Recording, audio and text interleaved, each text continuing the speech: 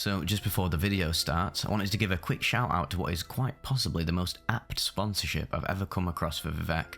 Oftentimes I'll decline, 99.9% of sponsorship deals I come across because I just don't think Raid Shadow Legends is very appropriate for the sort of content on this channel. But I know a lot of you like to fall asleep to these report videos, and that's why I thought these COZYSNUG sleep earbuds from LYTMI really are a match made in heaven for this channel and its viewers. If you're anything like me, you might struggle falling to sleep on your back with conventional earbuds in. I'd always wondered whether there were any designs that facilitated side sleeping without waking up with a perforated eardrum. Well, here we are. Not only do these earbuds work wonders for side sleepers, they boast high quality audio, are super lightweight and soft with various different sizes of ear wings to pick and choose from, on top of having 21 hours of charge when using the charging case. So, now you can all quickly and smoothly fall asleep listening to me recount the usual litany of mind-bending, reality-shattering experiences that we all know and love. If you're interested, please check out the link in the description, and don't forget to use the discount code VIVEK for 10% off your order. Anyway, we'll crack on with the video now, but be sure to let me know what you thought of the earbuds if you do end up snatching yourself a pair, and thank you to LYTMI for reaching out, I really appreciate it.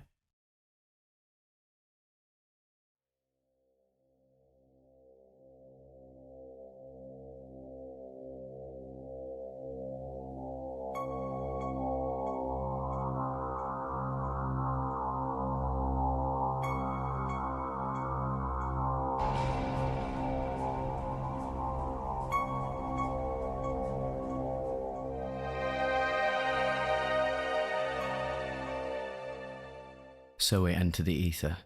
The Salvia Divinorum 10x extract trip report by Ashton R. Posted to earwid.org November 15th, 2005. When the senses contact sense objects, a person experiences cold or heat, pleasure or pain. These experiences are fleeting. They come and go. Bear them patiently, Arjuna. Those who are not affected by these changes, who are the same in pleasure and pain, are truly wise and fit for immortality. Assert your strength and realize this. Bhagavad Gita 2:14-15. Hallucinations are images, disconnected pictures on a movie screen, presentations in symbol, open to interpretation. They can happen, or they can be directed. Either way, like virtually everything else, they can serve as tools in the right context. Maybe because of the synesthesia, LSD the few times I tried it, never did much for me besides causing some gastrointestinal discomfort and head pain. I've never tried mushrooms or mescaline, and will probably never try them, because after a certain amount of time there is only impatience for the chemical alteration to end. I am wary of anything proposed to last longer than an hour in effect and after effect.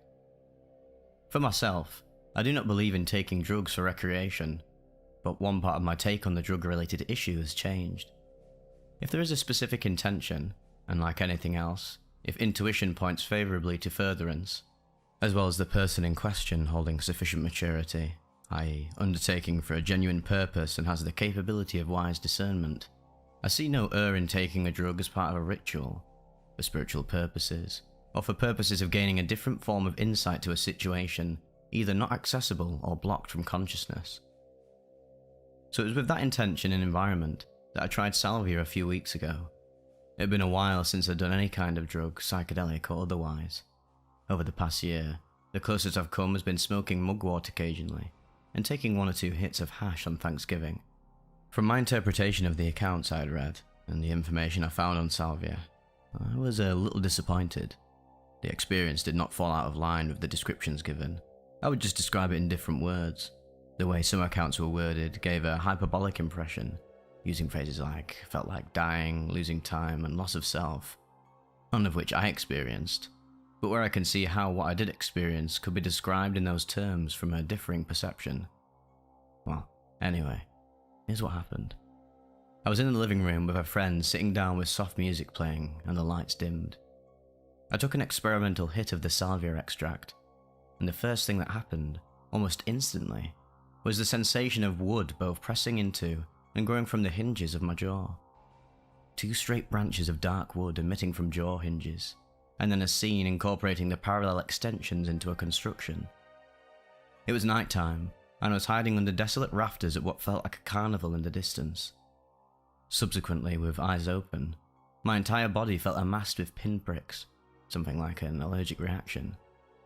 This, along with the pain at the hinges of my jaw, was unbearable the way a tattoo being done in a sensitive area amplified by 100 is unbearable. I curled into a ball, and every molecule, eyes still opened, on my leg separated. It looked as though my leg was made up of hundreds of blue and white pills that had little arms, legs and faces, and were all screaming in a really high-pitched tone, looking straight up at me. My body felt entirely composed of these pill people, which linked back to a dream I had about a month before. I attempted to adjust my vision and look over at my friend to say something coherent, and just burst into brief laughter instead, which was somewhat annoying, a physical reaction. The initial unpleasant feeling, that I imagine may have been the felt like dying reference, though it did not feel like death, quickly passed, and the scene returned. The wooden construction multiplied in the motion of something like a Ferris wheel extending into rafters. Same setting, with giant black marigolds swinging from the wooden boards and toward me. There was also a constant chanting that I couldn't quite decipher. Taking note at the time, it sounded something like Hatheru or Hakaru. It's actually more like Heteru or Heteru, another name for Hathor. The name Hathor was remembered after the experience, finalizing the link. I actually could not remember whether Hathor was a goddess or if it just formulated in my head, but the name was familiar, and I seemed to recall it in Egyptian mythology. Looking up information on Hathor later, it all made more sense, though not much more I must add, as there really isn't much known about the origins of Hathor. Very ancient goddess, with one of her aspects being that of welcoming the deceased to the underworld, offering them water from the branches of a sycamore. Also, as I was entering into the experience, besides the branches growing from the sides of my jaw, with eyes closed, I saw a black woman, who looked similar to some of the depictions of Hathor I encountered in subsequent research in facial structure. They looked at me and told me, with some surprise, "You shouldn't be here." Me disregarding the statement and pushing onward with some caution. The chanting still going on, but with the unpleasant physical sensation subsiding, I attempted to look around. I was under the rafters again, with a carnival in the distance. Looking between the spaces, I saw a tall figure in shadow standing under a street lamp. He was looking around and I was hiding from him, linked to little girl image, an archetypical manifestation. The image faded and I was seeing a lot of what looked like glowing neon neurons. I was moving from neuron to neuron through synapses and electricity, guiding myself, but unsure of where this was really going. I saw some images, the only one of which I recall being seeing a cave covered with almost cartoonish strings of grey-pink moss, and some people carrying a large throne, with a person in it, dressed in red and gold, out of the cave. Seeing this, I was standing in the grass by the cave. I thought royalty and Africa. I opened my eyes and looked around. As the trip was fading, I saw blue iridescent flowers swaying in tune with the music. Then I saw a translucent giant eye superimposed over the room, as though part of a face rather than just being a floating eye. It opened. The eye then transformed into a giant translucent butterfly, sitting on my nose and slowly flapping its wings. The trip faded. Two things were realized from this experience. The music was a bad idea. I found it rather distracting, and the living room was not an ideal place. I was not comfortable. I wanted to lie down. So, grabbing some pillows and a blanket, we moved into my room and I situated myself on the floor. The second time around, the first thing felt was, again, the unpleasant pinprick sensation along with the pain in the hinges of my jaw. Anticipating this, I attempted to breathe through it, which did not help all that much. So, instead of trying to push it all away, I focused on the pain in my jaw and looked around. The room was made up of flat plant creatures. Like seeing through the wall and into void, there was a wall beyond the wall made up of flat, smooth green plants arranged like snakeskin, with sharp teeth at the center of each one. Focusing on the pain in my jaw, it felt like there was a giant spider trying to climb out of my mouth. Part of me looking down at me. I saw many huge tan-coloured tentacles surrounding my lips, but I still thought it felt like a spider. I'm having to make word adjustments right now. Like the swinging flowers I saw actually looked like black marigolds, but I originally registered them as geraniums, because they looked and felt more like the word geranium than the word marigold. Similarly, this feeling of something with many legs is more closely attached to the idea of spider than octopus, as is the idea and sight of tentacles for some reason. Regardless of what it was, something was trying to push out of my mouth, and whatever it was causing pain, so I focused my energy on pushing it out. It ended up being an enormous, long, worm-like creature. As it was being pushed out, one of the wall plant's mouth opened, like a black hole surrounded by sharp teeth, and I pushed harder. I pushed until the tail of the worm entered into the void, and the plant's mouth closed, whereupon I felt better. By this point I'd realised I would not be able to lose control. I had to guide myself in the traversion. I was hoping for some kind of direct realisation, but it was not meant to be. I was in a somewhat dangerous realm of consciousness, and if I was not willing my motion in it, the darker side of it could immerse me.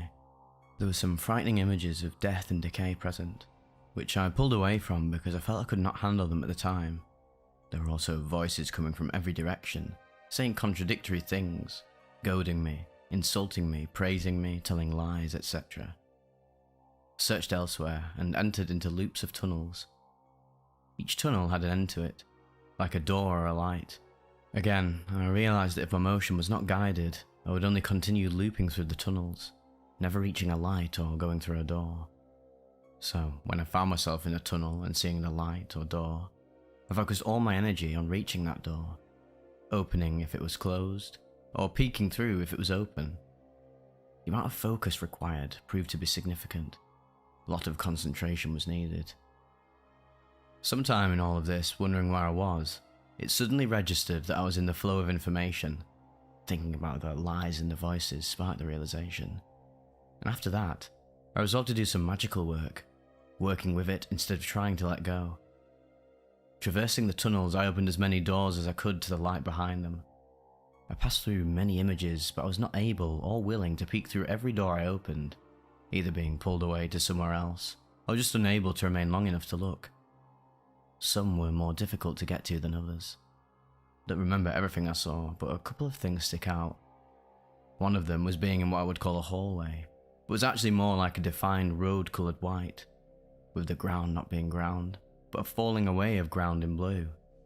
The picture had a very technological feel to it.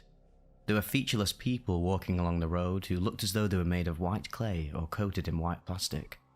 Some were taller, some were shorter, but they were featureless and clothing deprived, not male or female, and hairless. They were human though.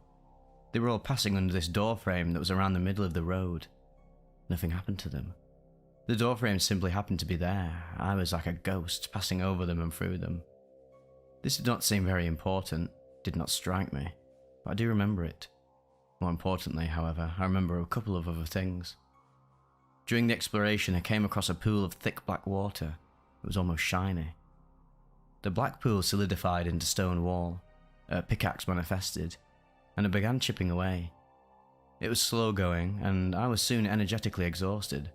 I was surprised to find that underneath the stone I had chipped away, there was only something like chunks of flesh or something equally repugnant. I had loosened the foundation, but the wall, pool, was deep and sturdy. I remember someone standing next to me in the space, though I did not pay much attention other than marking their presence in the periphery. I don't know who it was or what they were doing there, though they appeared to be male. At one point, I encountered a human figure made of metal.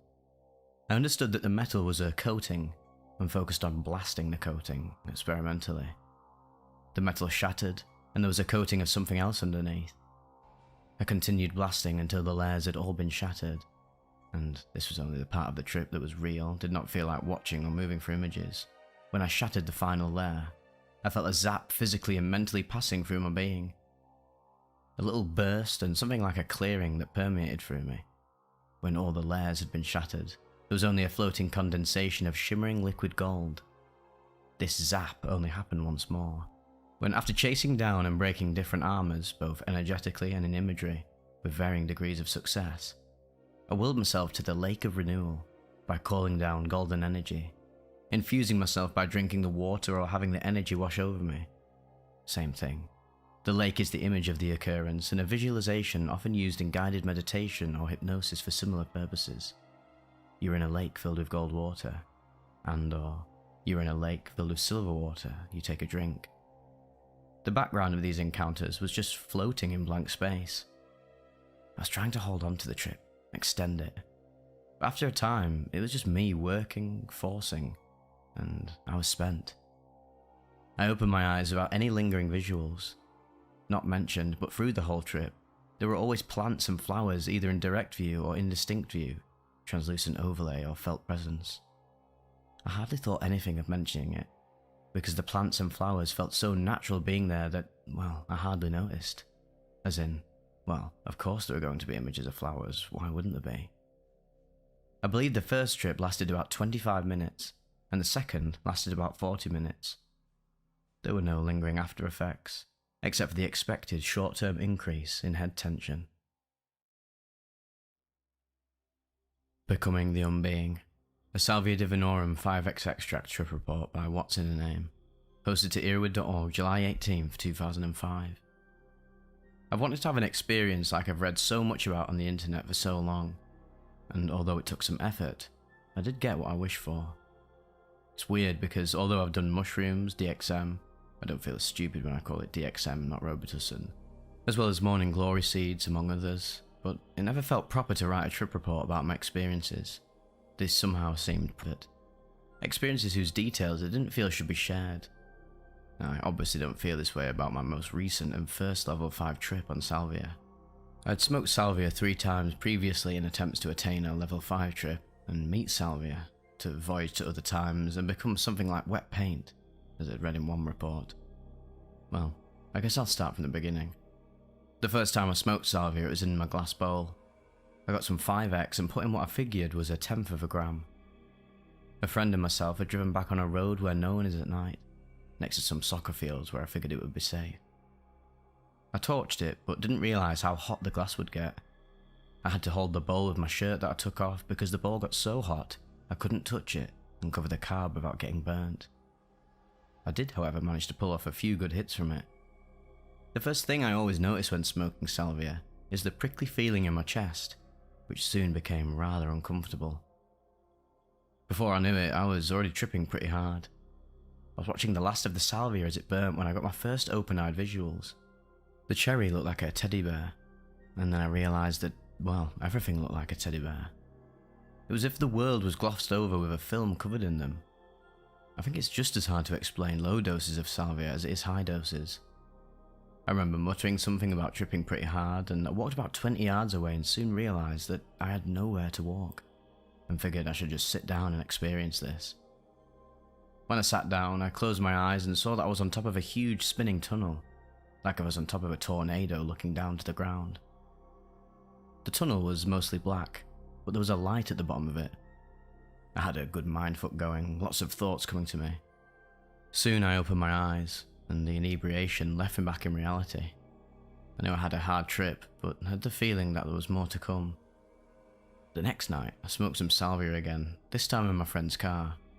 Please don't do this, because I realised in 2020 hindsight that if I was at a level 5, that I might have just opened the door and fell out. This time I held a quarter over the carb and my friend did the torching. It worked pretty good. I smoked just a little more than I had the previous night, but felt it a lot more. It was uncomfortable smoking in the car because I felt confined, and the prickles were accompanied by feelings like I was covered in some icky, sticky substance, which I later figured out was my own sweat. Normally, I don't think it's icky and sticky, just slick.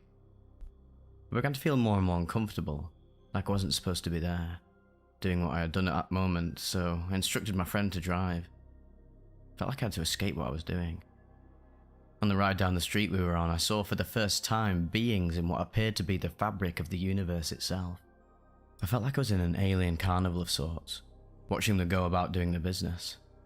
I hate to be so nondescript, but until I interacted with these beings later on, it's very hard to know what was happening to my body and mind. I think that is the reason that some trip reports are so nondescript. That people don't know themselves what was happening and were very confused by the level of ego death they were experiencing. I watched these beings for a good 5 minutes before coming back from a comatose state and being able to finally put the bowl down, which I didn't realise was still in my lap. I waited a full week for the next experience. I picked up a cheap tobacco pipe, so I didn't have to worry about holding the carb. I loaded the pipe with what I eyed up as about twice as much as I had smoked the first time. This time I made sure to not have so many things in my pockets, and what I did have I gave to my friend, because previously I'd become very worried about still having my things like keys and inhaler and stuff. I smoked the bowl in about 2 minutes, held each hit for as long as I could, and by the time I was done, I was really far gone. I'd already slipped back into the glossy type view of the world I had previously experienced. I managed to hand my pipe and lighter to my friend and laid down on my jacket which I'd taken off to lay on. We were both outside again. I also gave him my glasses because they felt really, really uncomfortable for some reason. I closed my eyes and was met by the same vortex spinning down the centre of the earth as I was before. This time, however, I travelled down what I figure was about 20 or so feet, and although I couldn't see the beings this time, I did feel their presence. Then I heard a voice to my upper left through the side of the vortex. She spoke softly but firmly. She said something to the effect of, "You're here now, what would you like to know?" I didn't know what to say, but told her that I would be back with a question. She then guided me to an area in Salvia space that I had not seen before. When I first saw it, I felt like I was entering into a sacred temple of sorts. I really can't say what it was that I saw there, but the trip I was experiencing was emanating from it. It was undulating, I think that's the right word, kind of like pulsing, with waves of pure trip coming off from it. I felt very insignificant in the face of it. I then slowly ascended out of this vortex and opened my eyes. I was still dreaming. I wasn't that scared because I remember that I had smoked the salvia and reminded myself that would be normal soon. Salvia had seemed kind of mad that my friend was present. I'm not sure why, but one theory is that he has not ever, and I don't think ever will, smoke salvia. She was kind of offended that I brought an outsider to sit for me on something he knew nothing about. We proceeded to walk to a friend's house down some railroad tracks, and for the first minute or two of walking, all of the rocks around the tracks had smiling faces on them. They seemed playful and content. Although this was a very powerful trip, I knew that it wasn't a level 5. I love those trip reports where they're like, "And what happened next just can't be explained in words, but I ceased to exist." But this wasn't that. I was still aware of some concept of self throughout this whole experience. Well, I waited a whole 2 days thinking of a question. What can I ask? What? Then I had the bright idea that I'd go back, this time without expectations of reaching anything that I had not previously. I had my set. This time I decided to stay put in my room, where I feel very secure. I didn't have to worry about all my stuff. I hate worrying about my stuff. It's not like I'm OCD, but I think my stuff acted as a link to reality, and if all my stuff was in the right pockets, I could tell myself that there was still a reality. I also took my shirt, shoes and socks off, leaving only my boxers and gym shorts. I figured that hopefully I wouldn't have that icky feeling this time if my shirt was off. I set up my bed with pillows to lay back on, and my nightstand to put my pipe and torch on afterwards. I put on Dave Matthews' number 34, a very relaxing song, and shut all of my lights except for the computer monitor. I kinda like the bluish glow that my background gives off to the room. Voila, my setting. I cleared my mind of the day's thoughts and started to hit my pipe. I managed to smoke about 1/4 gram of the same 5x standardized extract as I had smoked all the previous times. I guess I have a high tolerance because this did not put me to level 5, but what it did was very interesting. As I was hitting the pipe, I noticed the same feeling of falling back out of my body. Standing a few feet back, I watched myself draw the last of my last hit from the pipe.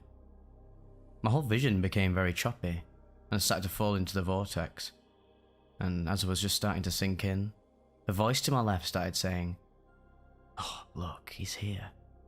Another voice in front of me said, "How did he get here?" The first voice replied, "No, don't you see? He was smoking something, and now he's here." Soon I saw more and more of these same beings as I'd seen in the car before. You can't explain where they exist other than saying in Salvia space. They all seemed to be doing a task, making sure that I was okay, making sure that everything in my room was okay, making sure the universe was playing out according precisely to their plan. Sometimes they would speak to me in English, and other times they would be talking amongst themselves in their own language, in which basically all they could say was pure trip. It's as though the mindfuck a trip gives you is being verbalized and communicated with. I watched this go on and on for a minute when I realized I was not at a level 5, but I had another 1/4 gram of salvia left, and would make my best attempt to get there. I was astounded that I could get up, walk to my computer, and pour the extract into the pipe in this state. Getting up was very odd, because when I got up it felt like I was walking on a wall. Gravity had been switched around and vertical was now horizontal. When getting up, these beings were all around. There was one by the vial of extract pointing at it saying, "Look here, here is what you want." And another one saying, "Don't forget to be careful pouring it in the pipe." The beings seemed happy that I was going to smoke the rest of my salvia. They were awaiting the arrival of it back into the dimension. It was as though smoking it brought the salvia back to salvia space along with me, back to their home. It was actually pretty helpful to have the beings helping me smoke their buddies, because I was pretty confused as to where I was. Nothing in my room looked familiar. By the time it took me to get back out of bed, all but a few of the beings were left. I was going to be sober again soon.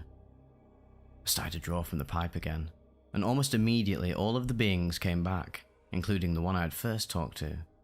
She said, "Hey there again, I thought we lost you."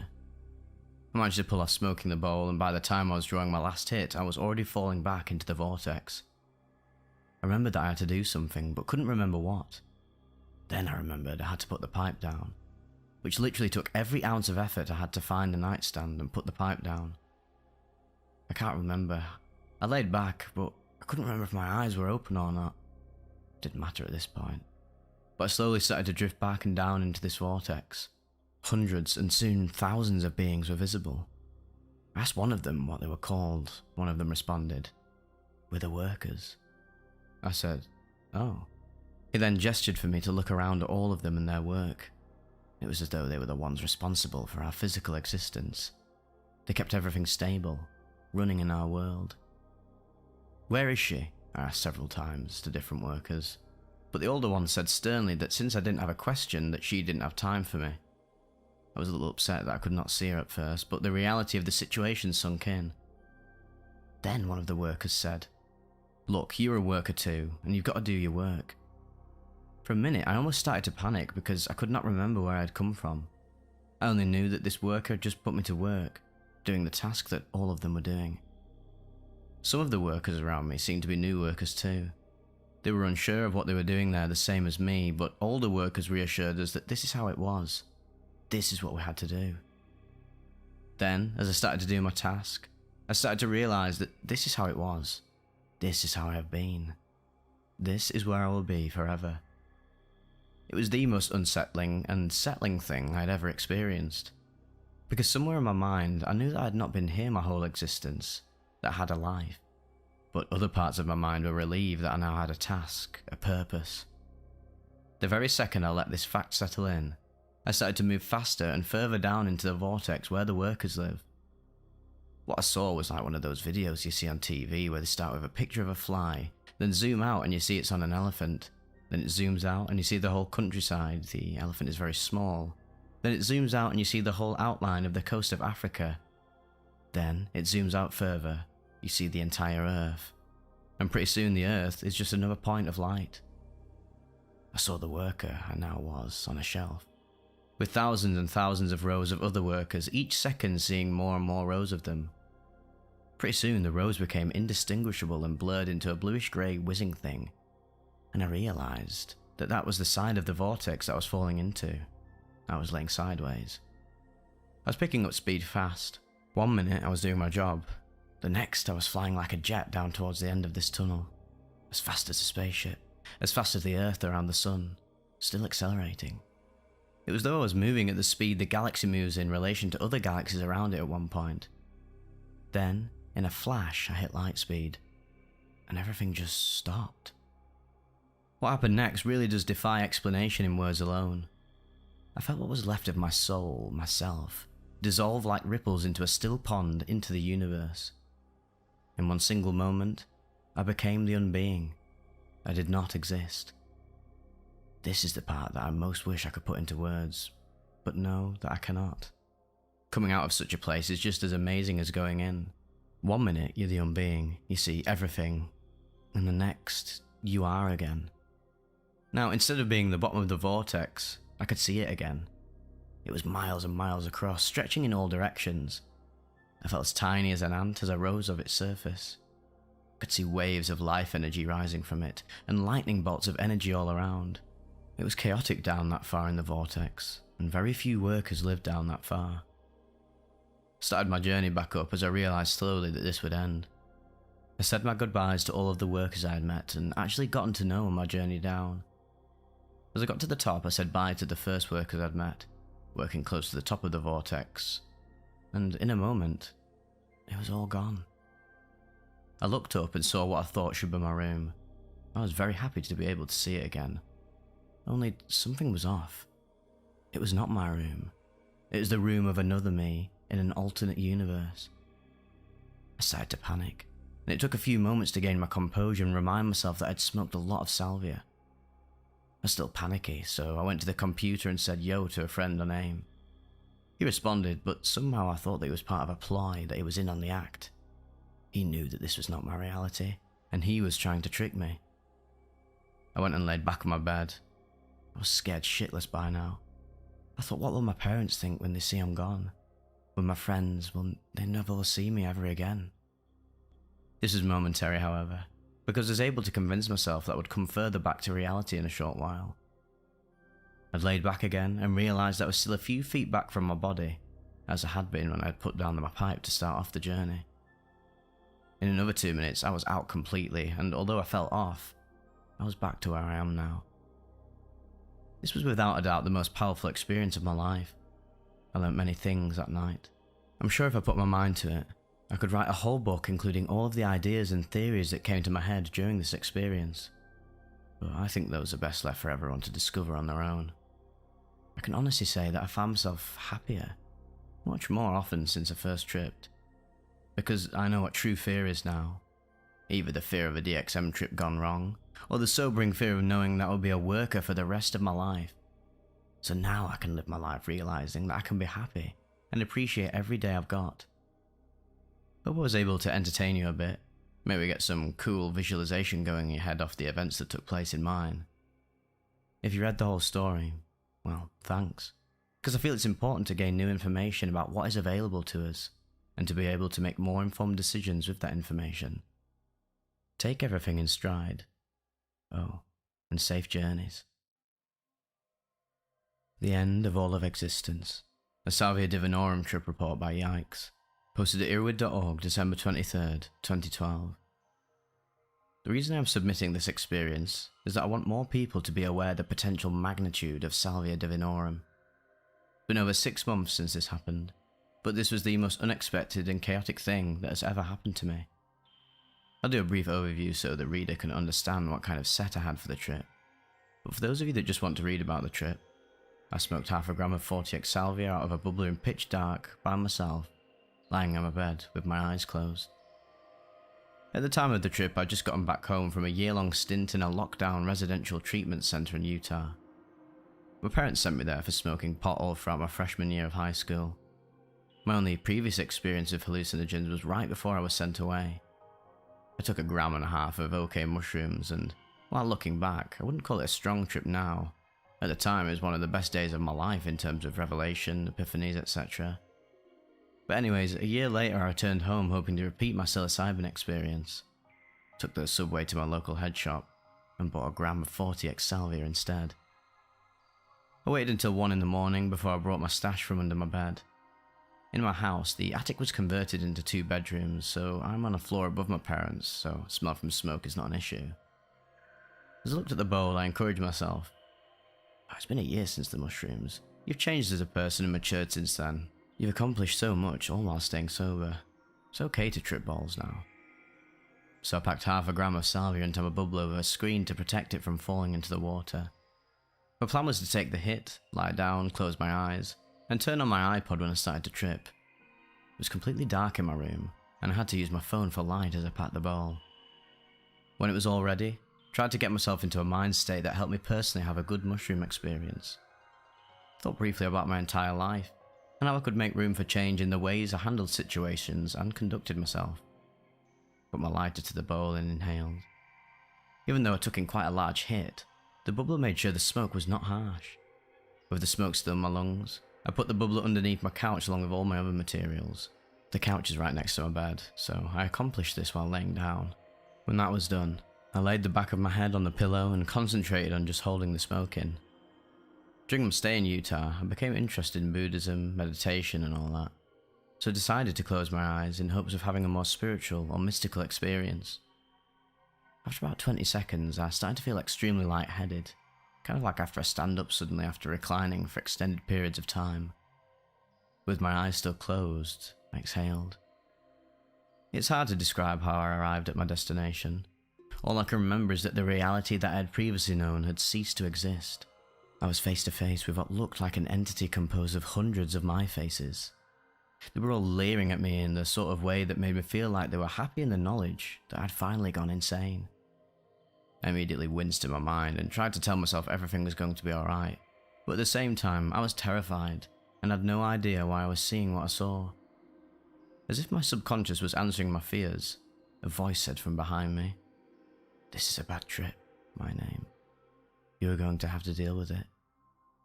I tried screaming, "How?"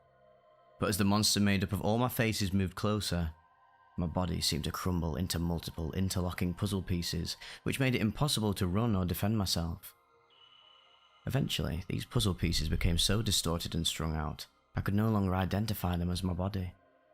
I could vaguely remember seeing something called Salvia, but I made no connection from the drug to where I was. All my hope of ever returning to reality was beginning to fade. I soon became aware of other entities besides the one made up of my faces. Instead of being something I could see, they were more of a group of intelligent but malicious and cruel beings that had come to speak to me. We communicated through thoughts because I could not see them, but at this point in the Salvia dimension I had no eyes to perceive them with anyway. I think a mix of words and emotions about those words, and the Salvia creatures would respond in the same way. The initial message I got from them was that my entire life had just been my imagination. It's similar to the point when you wake up from a dream and realise that all the events that happened to you in it did not exist, even though at the time you thought it to be reality. What I was going through and where I was exceeded my expectations a million times over about what I thought dying would be like. What was happening was so unearthly, yet so real. I found the message the Salvia creatures were telling me to be very convincing. I was now sure that I'd always been in this dimension for eternity and that I would always be here. There was no reality except for this one that I now found myself in. Suddenly, from the back of my mind, there was a burst of thought. "Salvia!" I exclaimed in my mind to the creatures. Since they could see my every thought, I did not form many words in my mind. My rational mind was trying to use this drug called Salvia as a bridge to reality from where I was. The emotion I was feeling was sudden hope in the face of sheer terror. The only thing I can compare it to is when death row inmates are about to be executed. They often feel the delusion that they're going to be saved, that at the last moment they will halt the procedure. The Salvia creatures, instead of being angry that I was going to escape, simply communicated to me the general vibe that that's what everyone tells themselves when they finally wake up. They seemed amused that I was filling out the stereotype of someone who has just woken up in an apparently insane dimension of reality that they'd really been in all along. I don't know how I got to the next part of the trip from here. When I try to remember it, I can limit down to 3 guesses to why I arrived there. Either the Salvia creatures were punishing me for trying to convince myself it was not real, or that they were trying to help me by showing me just how real the reality of the Salvia was. Or possibly a third option was that once they had completed their obligatory role of explaining reality to the newcomer, they lost interest and left me to myself. Anyways, I lost all awareness of existence. Everything I'd ever known in my entire life vanished. All my memories, experiences, insights, emotions, all vanished. All my knowledge of what the universe was, what time was, that vanished as well. I ceased to understand that existence in itself existed. I cannot determine how long I spent in this phase because there was no concept of time. For an eternity, everything about me did not exist except for the fact that I was directly experiencing this phenomena. I was a direct witness to this, yet had no idea that I was the witness, nor that the nothing I was witnessing was separate from the witness. All was one, and one was all. Eventually, I was basically born again. In the middle of eternity, suddenly there was a spark of awareness. Up until this point, I'd lost my body, so I felt no physical sensations, but I did become aware of one thing. I was extremely uncomfortable, and to the point where that was all I knew. I had no thoughts except for this primordial discomfort. Soon after I became uncomfortable, I became aware of two surfaces. Once again, my entire identity was composed of these two surfaces. As I began to manifest more and more though, my discomfort and dismal hopelessness increased. The two surfaces appeared out of nowhere. It was like out of the vacuum of space. The emptiness was torn in half and folded to support these two surfaces. Looking back on the trip, this was the first point when I became aware of matter. As my direct experience of reality turned to three-dimensional from nothing, it was extremely unpleasant. Before these two surfaces, my perception was just part of the nothingness. But when the two surfaces became the only thing I knew, my perception attached itself to the two surfaces. The reason this was also uncomfortable was that I felt like my entire perception was being crushed by the two surfaces. The entire weight of existence, the entire weight of this universe that my senses told me was real, was crushing down these two surfaces together. It got worse, and a point arose out of the two surfaces. Instead of two planes of existence, there was a pyramid puncturing the plane alongside it. It did not go through it, it was just resting on the plane with infinite weight. As the progression of space occurred, it seemed that time was beginning to slide back into existence from nothingness. Once again, my perception or mind was trapped between these two planes, but the pyramid or spike made it even more unbearable as the weight of reality constricted to a single point at the top of the triangle. This was the first cosmic goal I had after being reduced to nothing. I became aware that I was suffering, and that existence did not have to play out like this. My entire existence seemed to be for the sole purpose of escaping this entrapment, or at least making it less uncomfortable. As time became more and more real, years passed as the pyramid slowly grew. I had neither identity nor hopes during those years, only a subconscious desire to unstick myself from this weight of reality. Eventually, the plane of existence behind the pyramid became a cube. I realized that the three-sided pyramid that had been the bane of my existence was one side of a four-sided three-dimensional cube. At this point, there was no plane of existence, only the cube comprising the entire universe. After spending so many years feeling the weight of the upper cube of existence, I began to identify with the lower plane as me being me or my mind. It was this that caused the lower plane to crumple up and become a globe or blob that was stuck to the edge of this cube. The cube was the universe that was slowly and painfully creeping back into the awareness of my mind, which was the lower plane that became the blob. I'd regressed so infinitely that the only way the universe could make itself aware to me was through direct contact. Time seemed to speed up, and I felt like I spent only a couple of months with my mind attached to the cube. The turning point of my trip, when I started to begin my slow progress out of it, which did not occur in one instant, was not an aha moment with newfound hope. I eventually had the realization wash over me that I was not doomed to existence smeared between universal shapes. It was like being submerged into cold water. However, at this point, I assumed the reality I would return to would be the Salvia one. I slowly started to grow a body out of the blob stuck to the cube. This ordeal only took a couple of days. As soon as I became aware of the Salvia reality around me, space seemed to extend infinitely around the cube. It was no longer the universe in its entirety. Eventually, I had a fully grown body attached to the cube by my head. The texture of the cube was extremely dense and hard, but when my eyes grew back on my face, I could see the surface of the cube had a pattern similar to what a brain looks like after it had been removed from a cadaver. The very best thought that was going through my head was relief that one day I would die, and was no longer doomed to spend eternity in this state. With the return to Salvia land came the realization that it had all been a drug-induced voyage. This was not exactly good news to me, because that did not make all the years I spent there cease to exist, nor did make the experience any less dramatic. It was like all my memories, my knowledge, returned to me while standing in Salvia land, with my head attached to this large cube. As I began to think about eventually leaving this place one day, I began to take an interest in my surroundings. The cube that I was attached to seemed to be 10 feet tall, and was in an immensely large cavern. There was a discernible ceiling to it, but where the walls met the ground was so far away I could not see it. In fact, for all I know, the ceiling could have been some distorted sky. Everything was various shades of red except for holes in the sky, ceiling, placed randomly that shined with a gross shade of yellow. I turned to try to see how I could remove myself from this cube, when I noticed there were other people attached to the cube with me. One of them was a good friend of mine. and the other was a man I had never really seen before. My friend looked hopeless. I assumed that somehow he had made the mistake of venturing into Salvia space as well. I asked him what would happen now that you have tripped this hard. I was still trying to figure out how I would eventually make my way back to reality now that I had figured out I was in a trip. His reply was, well, most people usually commit suicide or become addicted to heroin. I remember thinking, well, I'm not going to do either of those things, even if I have to see a therapist every single day for the rest of my life. I don't remember what caused it, but at some point I opened my eyes and was able to crawl. If I stayed in the same spot for more than a second, then I'd get sucked back and would still be attached to the cube. I crawled around my bed for a couple of minutes just trying to stay in this dimension.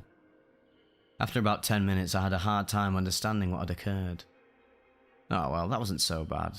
I'm still here, I just thought, and went to sleep. Over the course of the next week, I began to ponder what had happened and to think more about it clearly.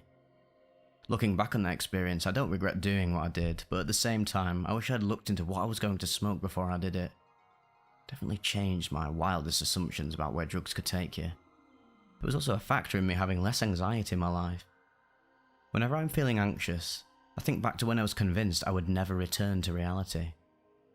I believe that the reason I freaked out was because I placed too much value upon myself.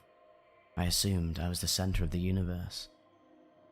The Salvia experience made me think about how insignificant we all are in the entire history of our universe. So whenever I start thinking about it when anxious, it makes whatever caused my anxiety to seem, well, less bad. The first time I tried LSD, I was fortunate enough to be with two very helpful and nice girls who were experienced with it.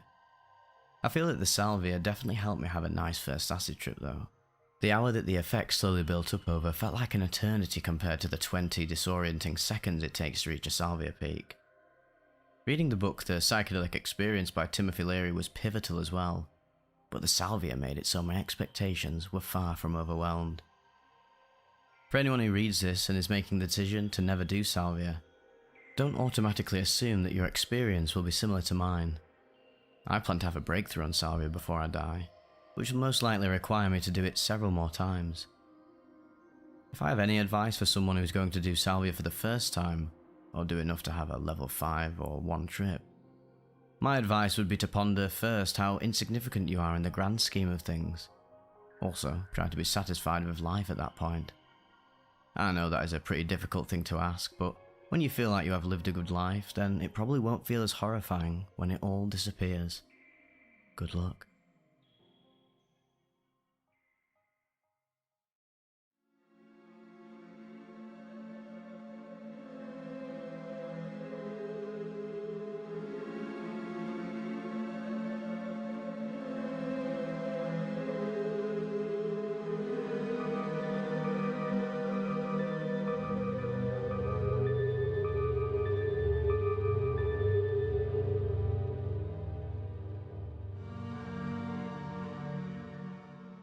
Cartoonland Nightmare, a Salvia Divinorum trip report by London, posted to EARBUDS.org July 12, 2003.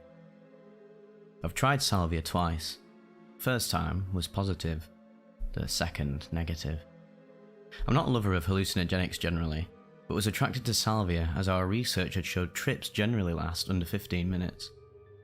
My first experience of smoking Salvia was while on holiday in Amsterdam. At the time, I was very relaxed and very stoned. I took one very small hit from our pipe, as did my boyfriend at the time, and as we were stoned, and a bit tired anyway, we both fell asleep in our private hostel room. That particular experience was mild. I simply lay with my eyes closed and got the sensation that all the knowledge I had accumulated so far in life lined the inside of my skull very thinly. I remember thinking just how much space was in my head to fill with knowledge, and that I may never fill it completely, no matter how much I learnt about anything. I woke up about an hour later, and I felt uplifted at this new thought I was having, and have since made sure I learn in each and everything I do and experience. This first Salvia trip was, as I say, mild and pleasant. To heavy-duty trippers, this would have been a non-trip, but to me, generally just a smoker, this was an uplifting and intriguing experience. My second was a different matter altogether. Once home from the Netherlands, I tried Salvia properly. Said boyfriend was there and promised to be my sober sitter. I was in his room at the time and had a joint or two that afternoon, but was not too stoned. I took one hit of the Salvia. The smoke was easy and I thought it actually tasted quite nice.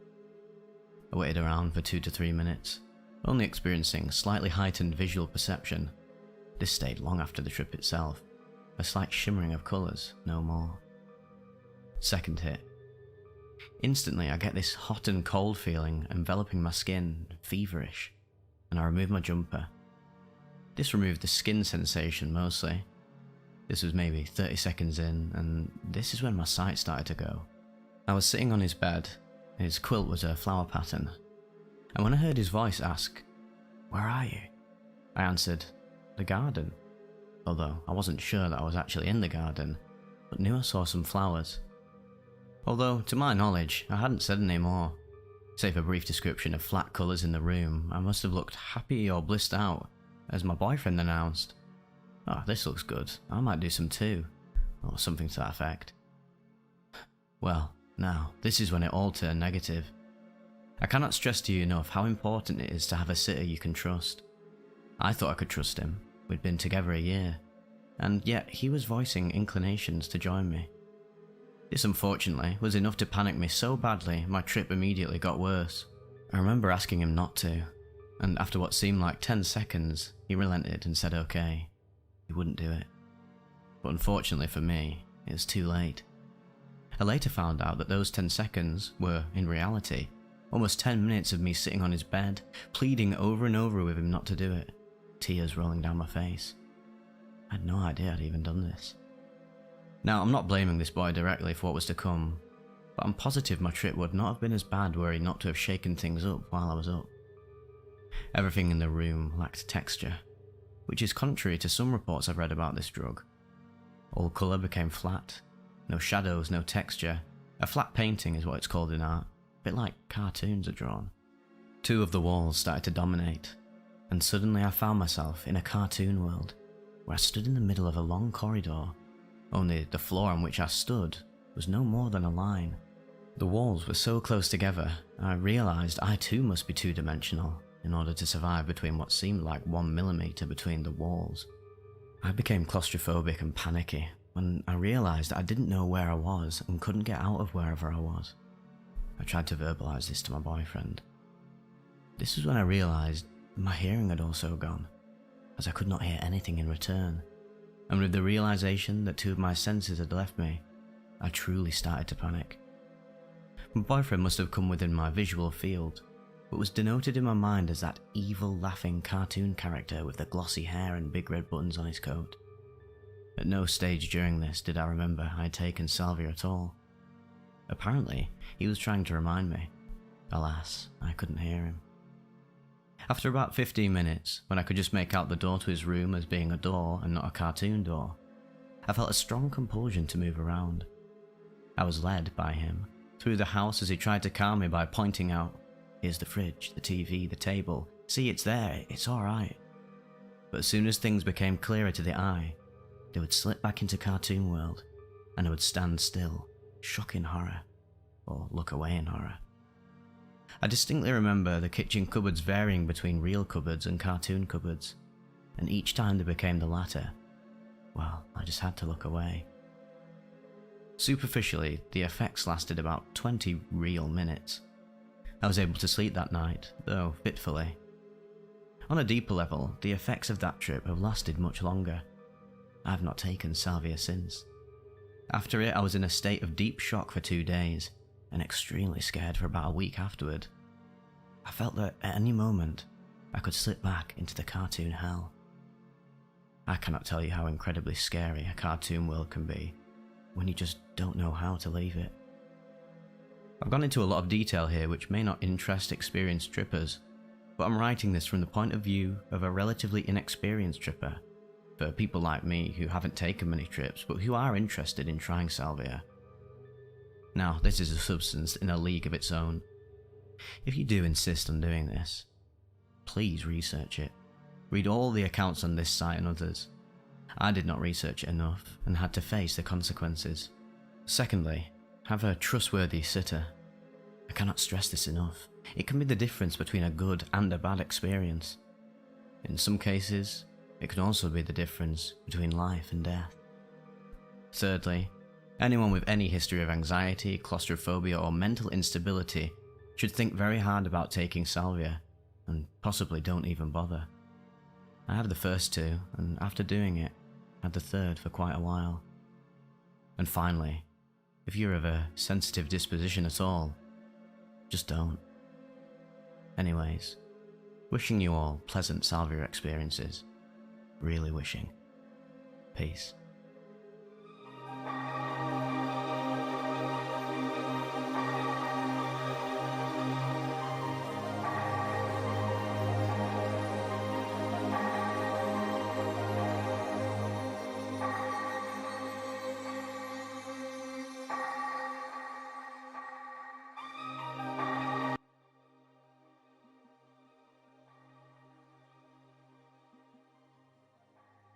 Being a Fish and an Ape, the Salvia Divinorum Trip Report by Vicarious in Dub, posted to EARBUDS.org October 7th, 2021. I was completely sober before. No weed, no alcohol. I didn't use any other enhancer, grapefruit juice or likewise. I've weighed out 6 grams of dried leaves. I've rehydrated them for like 5 minutes in lukewarm water, as well as firmly squeezing them out, dividing them into 6 equalish portions, and then sitting down, removing the central vein from the leaves while listening to a lecture by Terence McKenna to lighten me up for this experience. As soon as I finished this process with the first portion, I started chewing it. I really chewed it all down, proper grinding it between my teeth so there's just a very thick juice in my mouth, and went on removing the veins from the rest of my leaves. Once I felt like I properly chewed it all down, maybe for like 10 minutes, I spit it out and started chewing the next ball of 1 gram. From the second portion on, I flavoured it with some honey. Could have done it from the beginning, but it was just after chewing the first portion that I realised I'm going to have to get 5 more down, and let me tell you, it's not the best taste in the world. While chewing the third portion, I started feeling something very subtle. I smoked and vaporised Salvia many times before, so it definitely felt vaguely familiar in some sense.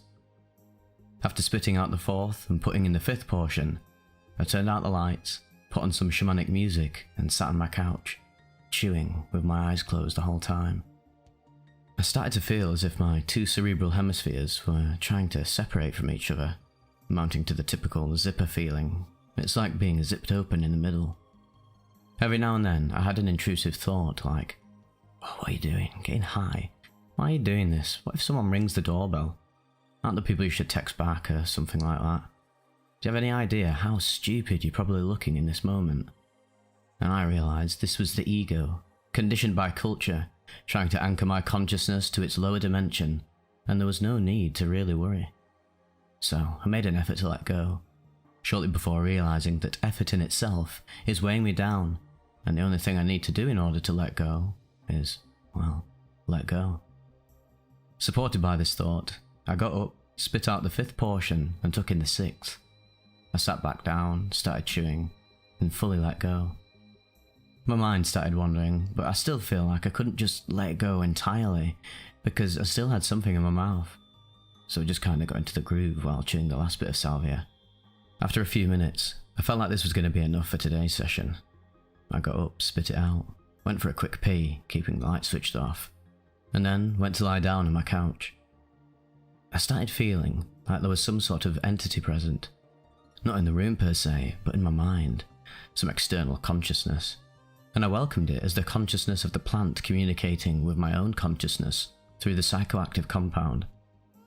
I concentrated on sending a message, something like, "Hello, I welcome you. I'd like to communicate. Feel free to take hold and show me what you have to show me." And suddenly I felt like some sort of download starting.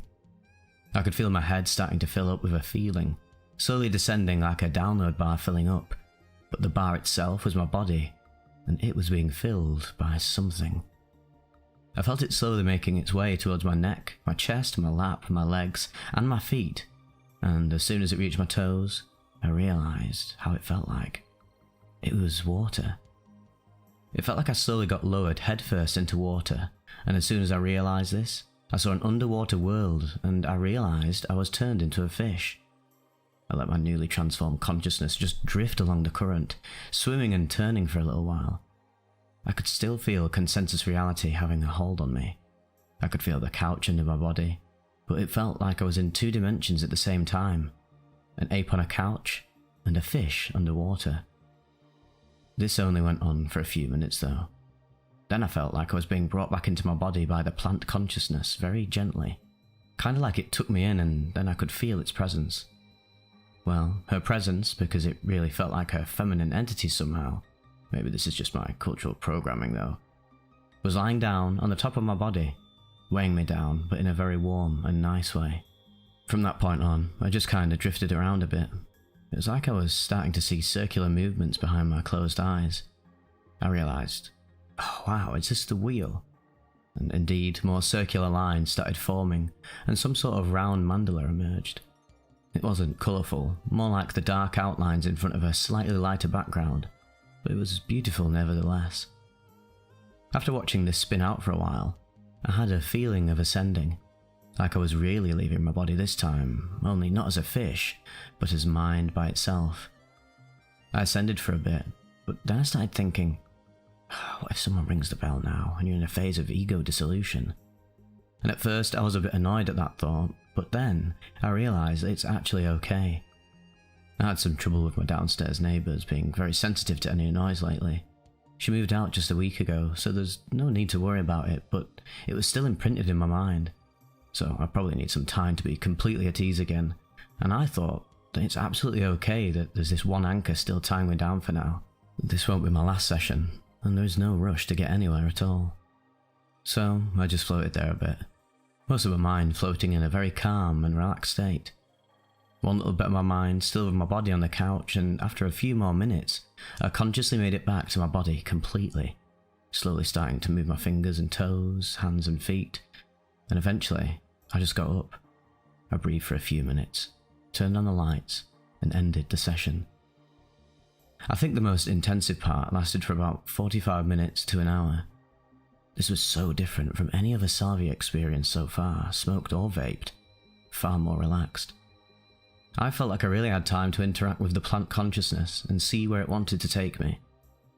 I'm very curious to see how much further she can take me once I get over the slight neighbour-induced anxiety and feel like slightly increasing the dose. Anyways, the shepherdess is a gentle spirit, when you don't torture for sure.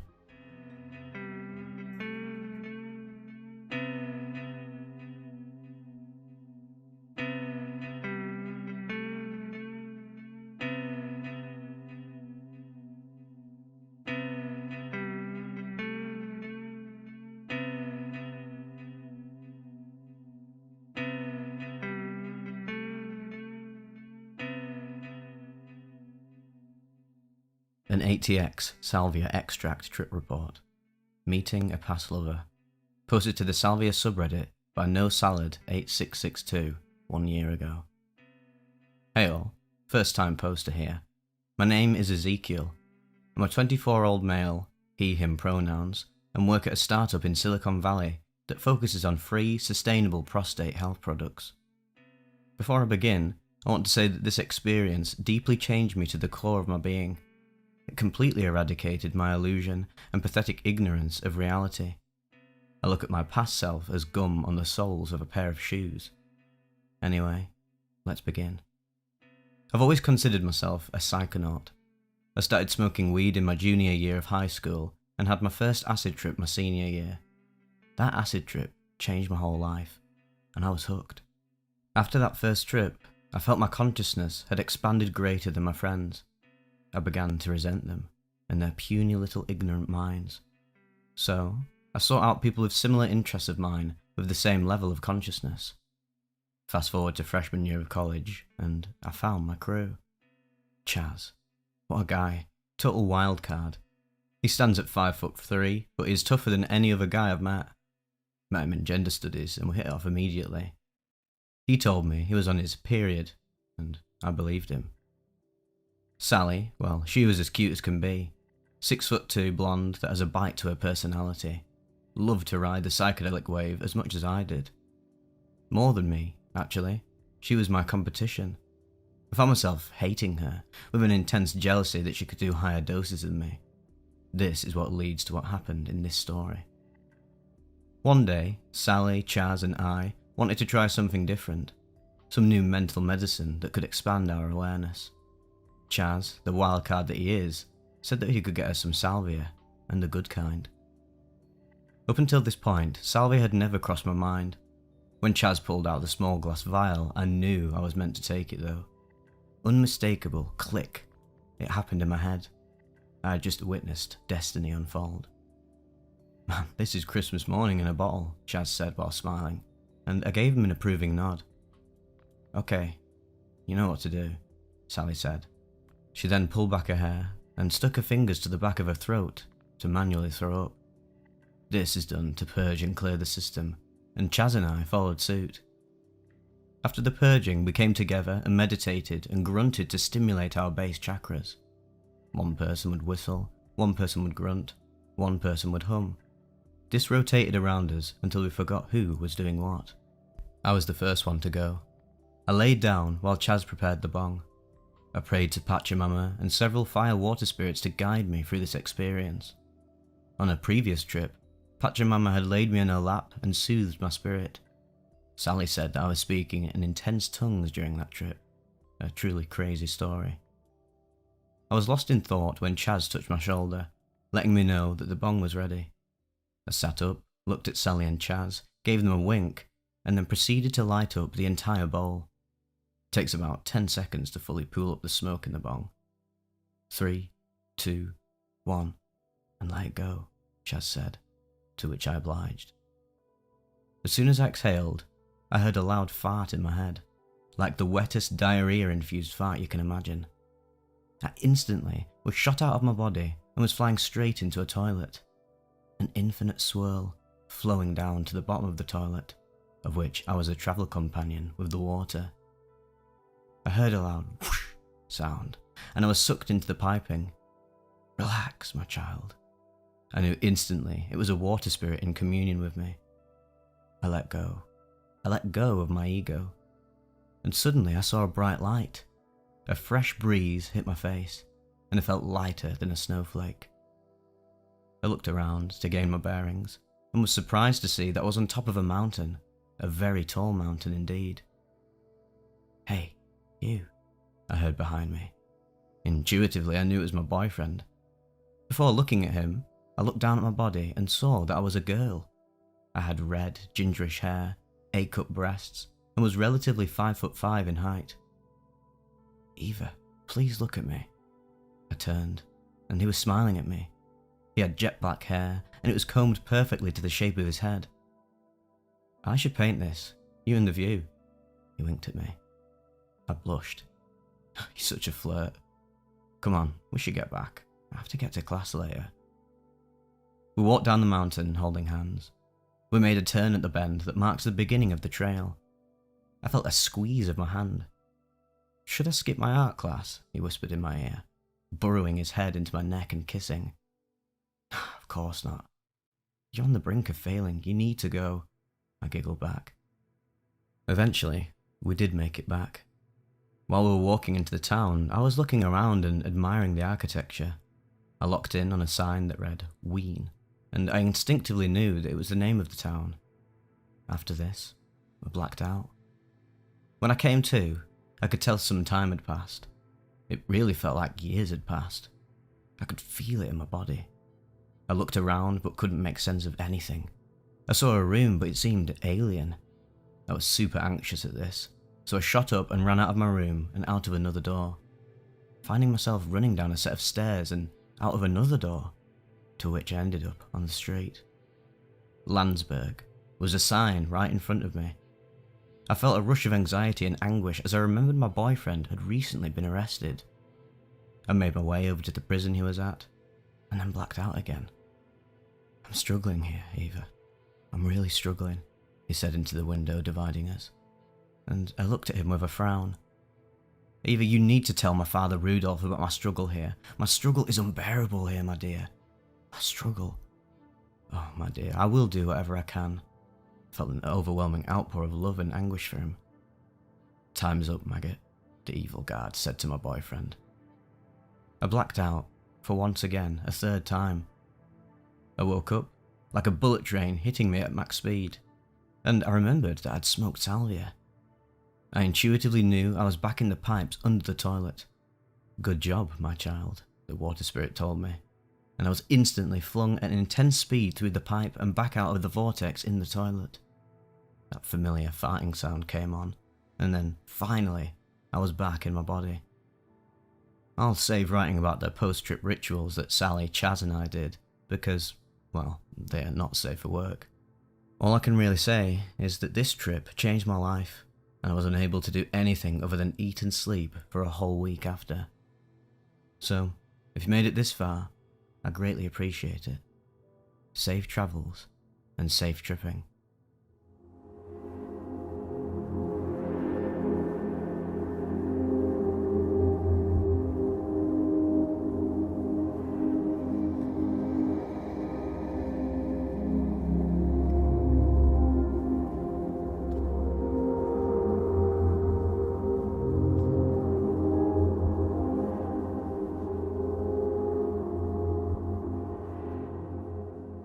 Becoming a Zipper. A Salvia Divinorum trip report at 10x Extract. Posted by Trindle to earwid.org, October 4th, 2004. After receiving a gram of 10x Salvia extract in the mail, my friends and I proceeded to use the entire gram in one night. Our first two experiments were in the dose range of around 40 to 50 milligrams per person. We topped the night off by smoking the rest. 3 people had 100 milligrams each, and the other 2, myself included, had 150 milligrams each. I was completely blown away by the result of this. Setting: my bedroom. Time is 3 AM. I'm with 4 of my good friends. We're in a good state of mind. Smoked 150 milligrams of 10x extract in 2 bowls. The last normal thing I remember is exhaling and thinking, wow, that was a lot of smoke. Suddenly I became aware of a series of strange zipper-like patterns across the room, running parallel with the floor. Each line was about a meter in distance from any other line. Then I became aware of the fact that everything I was seeing was losing its depth and becoming flat, a bit like a piece of paper. Except there were these layers of these papers all standing up straight from the floor. I could move around between the layers in my bedroom. It was kind of like walking through a room filled with freestanding cardboard cutouts, with pictures of my room in each of them. One cutout would be my computer and desk, another my bed, and so on and so forth. The zipper lines were becoming more and more pronounced as everything in my vision started to flatten up. I then noticed the presence of a few beings around me, whom I initially thought to be my friends, who were all in the room at the time. Each of these beings was attached to one of the zipper lines in some way I cannot describe. I could see them in the human form, and they looked exactly like my friends. But I knew that they were all attached to the zipper lines as well. This whole idea was passed to me from somewhere, that these people were the heads of the zippers that held reality together. This was, I assure you, one of the most intricate horrors I've ever come across in my life. The idea that these people were all that stood between reality and nothingness scared the living shit out of me. To my complete horror, I watched as one of my former friends began to walk along his zipper line with an insane grin on his face. Reality began to unzip. I don't really know how else to describe it. It looked exactly like a zipper being undone. The 2 sections of reality that were previously joined by the zipper began to spread apart. An infinite blackness was the only thing left between the sheets of reality. My friends, I realized, were only some benevolent consciousness wearing their skin. Each one moved and acted precisely the same way they did. They each had this same sick grin on their face. They would unzip their zipper while goading me into letting it happen. This led me to the conclusion that I, somehow, was in control of the fate of reality itself. I fixed the idea so firmly in my head that everything would stop, and reality would zip itself back up. This did not work. Now, I realised that I had no control over the situation, and never had. The beings wearing my friends' faces changed from goading and sneaky to angry and forceful. After this, I was chased out of my room and into the kitchen. I became aware of the fact that I could not move, even as I thought I should be able to. There was some form of resistance whenever I moved, accompanied with this strange zipping sound. I was now a zipperhead, and as I ran, I was unzipping the fabric of reality behind me. Panic hit me very, very fast. I tried to flee the kitchen as the other zippers had followed me, and were trying to catch up to me for what I thought was some purely evil reason. It was imperative that I stayed ahead of them if I were to survive. I made my way through the living room, down the back hallway of my house, and out of the back door. Reality was now completely coming apart around me. Everything had gone quiet, except for the noise of the other zippers following me, and the noise my own zipper made as I moved. All of the noise seemed to disappear as reality was unzipped. I was now in a very real state of panic as I watched in horror as my house unzipped from the fabric of reality itself. I was not safe outside either, I realised, but it was too late to do anything about it. Somehow, I got the idea that I needed to let go. This wasn't worth fighting any longer. I watched with a growing sense of calm as 4 other zipper lines converged on me. And just as reality was finishing its unzipping, I noticed the presence of one of my friends. He was standing in front of me, looking down at my face. He is taller than I am. "Why are you outside?" he kept asking. I then realised that he was my friend from before, not the head of a zipper. It looked to me as if I was seeing him through a tunnel in the centre of my vision. The tunnel widened, and reality as I know it came back to me all at once. I was outside. But how? What had happened to me? What had I just experienced? I allowed myself to be led back into the house, still too confused to do or say anything. And a couple hours later, by the time I went to bed, I could remember everything clearly, and still do. I'd have to say that Salvia is by far the strangest drug I've ever come across. It's like a mixture of ketamine, Dramamine and shrooms, plus something entirely novel. I could not call it fun at all, except at maybe lower doses. Everything I witnessed seemed very real as it happened. I remember having this thought, which scared me, that the zippers of reality had always been there, and I had always been the head of a zipper. It was as if I'd been pretending all along that reality was the way it is, and that somehow I had forgotten the nature of my true existence. In that moment, during the Salvia trip, I was being shown my true nature, I thought. By far, the strangest thing that has ever happened to me.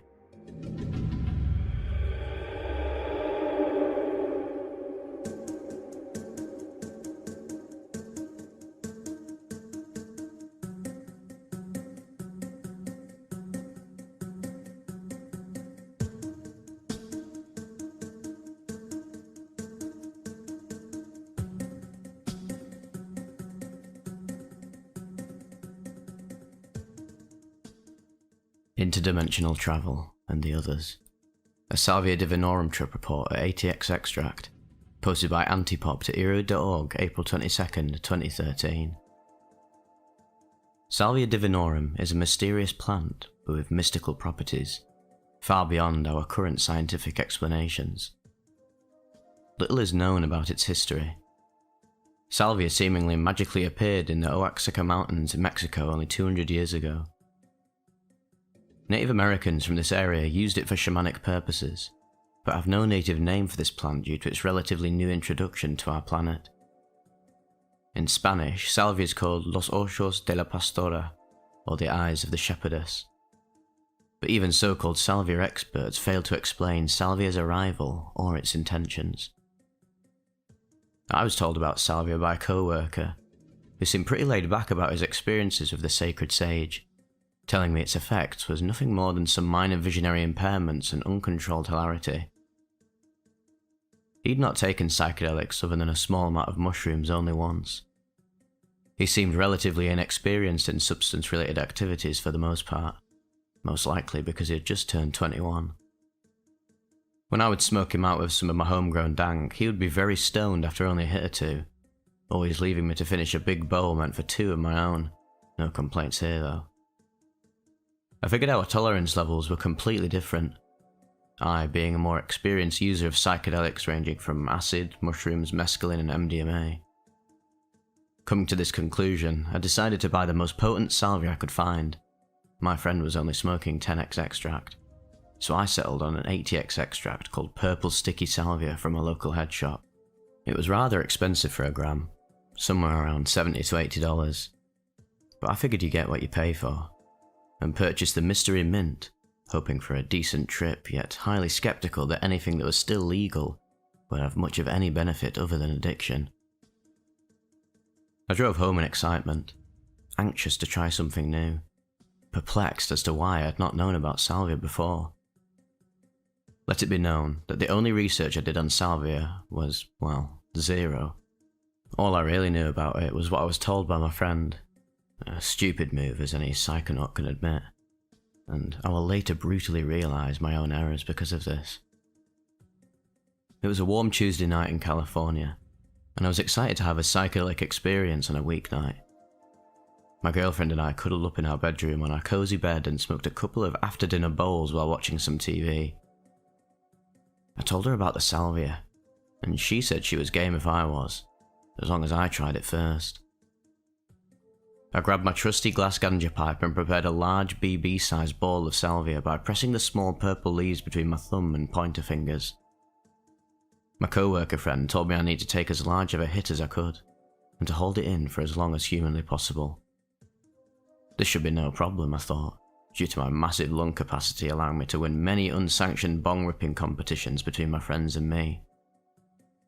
I blew all the stale air out of my lungs, preparing for a rip of epic proportions.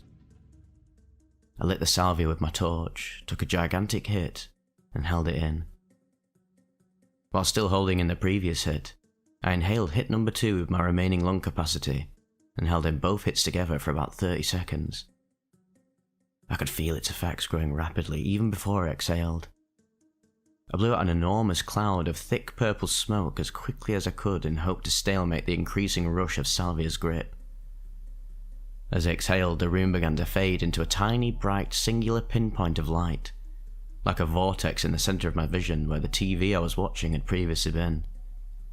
I then began to hear a voice in my head, unmistakably a foreign voice and not my inner consciousness, of what sounded like a demon. While hearing the voice, a faint image of a horned creature with fangs came into my view. "You wanted this. Now you've got it," it taunted me.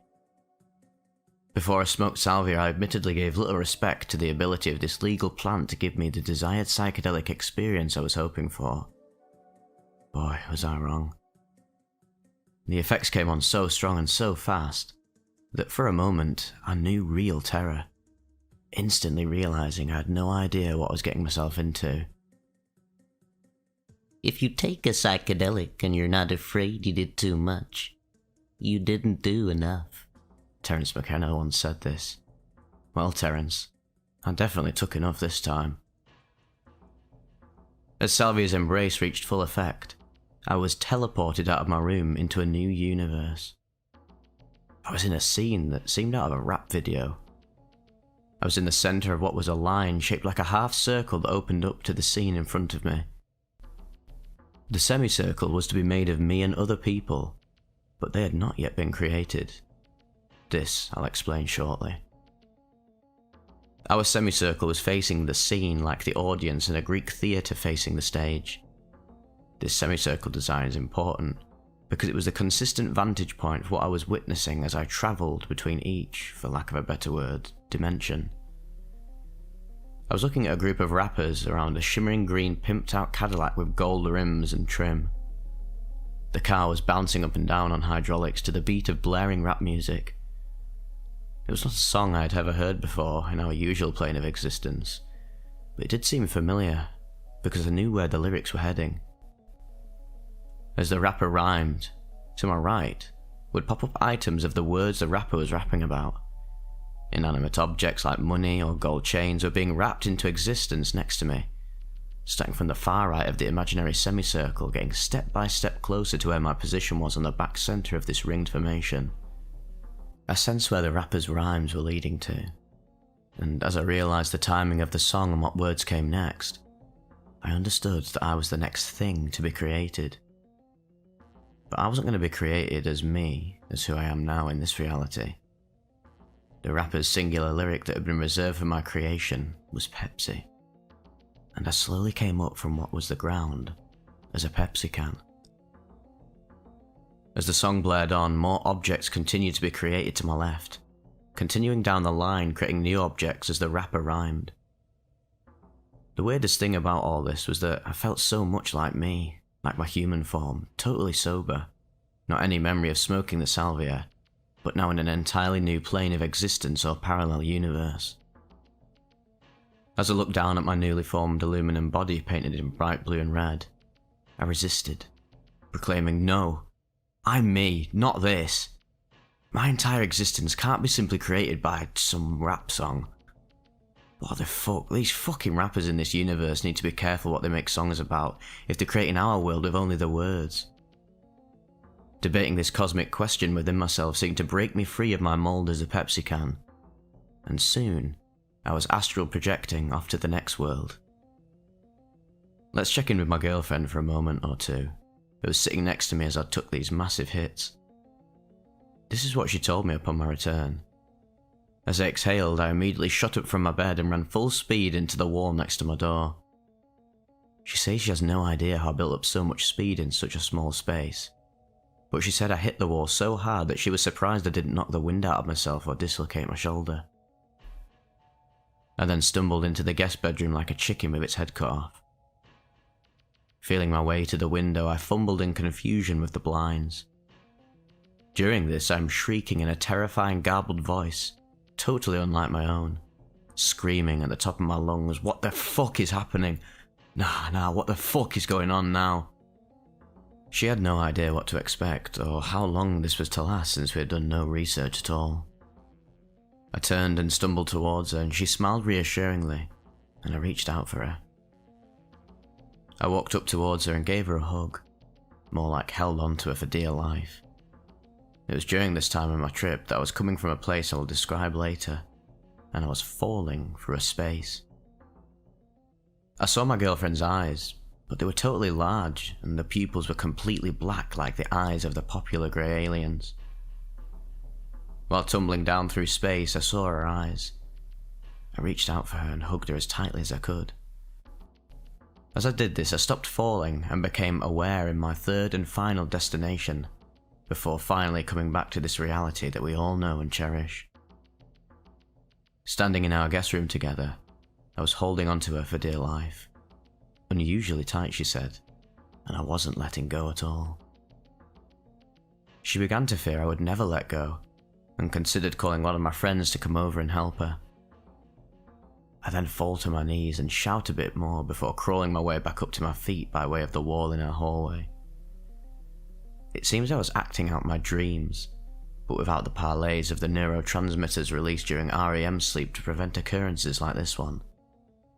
This was the point when I began to come back to reality. Back inside my head, I was now leaving the bizarre rap world and hurtling towards my next adventure. I came to in a world of frog-like creatures in a mysterious forest with massive trees and really brown dirt. In every scene I came into, it seemed the situation that was occurring was already happening, and I had just now popped into the scene gaining consciousness, or awakened for the first time in the middle of it all, but as me, D the human, not whatever being I was becoming in each unique dimension. My view of this new world I was entering was the same as before, me at a point in the middle of the backside of a semicircle, my peripheral vision not extending outward in a line but rounded off like the semicircle extended from either side of my temple. I can compare it to a fisheye camera view of the world before me. There's some trippy video game type of music playing as well. I look down at myself, and I see that I've turned into some type of green, frog-like amphibian. My webbed hands and feet are tied to 4 separate trees to my right and my left, forcing me to sprawl out completely as I lay on the cool dirt of the forest. A group of creatures who look like me but larger are about 15 feet in front of me, hitting some sort of sharp ping-pong ball-like objects in my direction, and in the direction of a couple creatures the same as me to my right and left, arranged like the previous rap world I was in. They were playing some sort of game, and these dangerous ping-pong balls were slicing us open bit by bit. The balls were cutting the corners of my mouth open like how the Joker looks in Batman, slicing my mouth from corner to corner towards my ears, widening it to an unnatural width. While this is happening, I'm screaming as I'm slowly gaining consciousness in this amphibian body who had previously felt no pain. I'm fully aware of what is going on around me, but with the consciousness of me, D, a human, still having no memory of taking any substance, or any memory of being this amphibian, feeling completely like my human self, probably the most sober and aware I've ever been. It was almost more real than reality, if that can even make any sense. As I became aware of myself in this new plane of existence, the other creatures stopped what they were doing and studied me. Seeming astonished, they came over to me highly perplexed as to how I was having feelings and becoming aware. One of them picked me up into its arms and they all gathered around me curiously. I could see that I was being held by what was the queen of these creatures, signified by the feminine crown on the top of her slimy amphibian head. The king was one of the observers in the group. His brilliant gold crown glistened with large red rubies. Dazed and very confused, I looked down perplexed at my frog-like body. The crowd gasped in excitement. "He sees himself," said the queen. "He sees how beautiful he is. This is amazing. The first of his kind." This was too much for me to bear. I had all my wits about me. I was thinking so clearly. What the hell was happening? Are there many versions of me throughout this universe? And am I getting a glimpse of what is already going on in the many parallel planes of my existence throughout our universe? Who knows? All I knew was that my view of the world was shattering before my eyes, and I didn't know if I was prepared yet for the truth. Something flashed, and I was falling once again through space like the stardust I once was in my galactic infancy. As I hurled through space, I began passing by faces of all the people I have known. They were going by so fast like the spinning wheels on a slot machine. One of the faces was my girlfriend's, but all I could see was her eyes, the large black alien eyes as described previously. I reached into the spinning wheel of humanity, clutching my girlfriend with all my might, which began to slow the fall. I slowly floated down into the next bizarre scene in the arms of my loving girlfriend. We fell precisely into place on the semicircular arrangement I had previously described, with her position directly next to me on my right. The pattern of heads continued down the semicircle in both directions once again, very similar to the rap scene. We were all submerged in the earth, not buried, but a part of it, with only from our necks up showing. We were in the front yard facing what was my childhood home. In front of the house is an arrangement of seating similar to a place where Congress would meet. The seats were filled with the most prominent people of our government and governments around the world, as well as scientists, my mum, and my dad sitting right next to George W. Bush. They were all staring intently at the semicircle scene in front of them. This is the first time my memory is kind of blurry about how things next transpired. Probably because I was so overwhelmed with my previous 2 journeys. Whatever the reason, I don't quite remember how they were doing it, but the group of scientists in front of us were evoking the creation of people up from the earth just like the rap scene. It started to my far right of the semicircle. The first head rose from the earth into something that I don't quite remember. This sequence of events continued from right to left, going from person to person, raising them from the dirt to become the new form. It was getting closer and closer to being my turn. The whole time this was happening, I was screaming at the scene, "What the fuck is happening?" Nah, what the fuck is going on? My girlfriend, who was submerged in the earth next to me, was looking over at me, trying to calm me down. She was telling me, stay calm and don't panic. It's alright, just let go and go with it. It was her turn now, and she was taking it so calmly I was thinking to myself, what the fuck is this? It can't be real. I decided not to give in to whatever was going on around me, and as I let out a war cry of a scream, I began to rip myself up out of the earth while my parents and girlfriend yelled at me to stop. No, Dee, it's all gonna be okay, just relax, they warned. Fuck relaxing, I thought. What the hell is going on? I pulled myself out of the ground like breaking through some kind of fabric. Gooey remains peeled off me as I rose to my feet, taking my human form. This bizarre birthing process was now complete, and I was now fully alert and walking in the onlooker's dimension. I flailed my arms wildly in front of me, heading towards my house and the crowd of those who had been watching and studying us. As I reached my house, it was like the set of a Hollywood movie. I began knocking over props of what had been my house, my room. Everything was toppling over as I ran into things.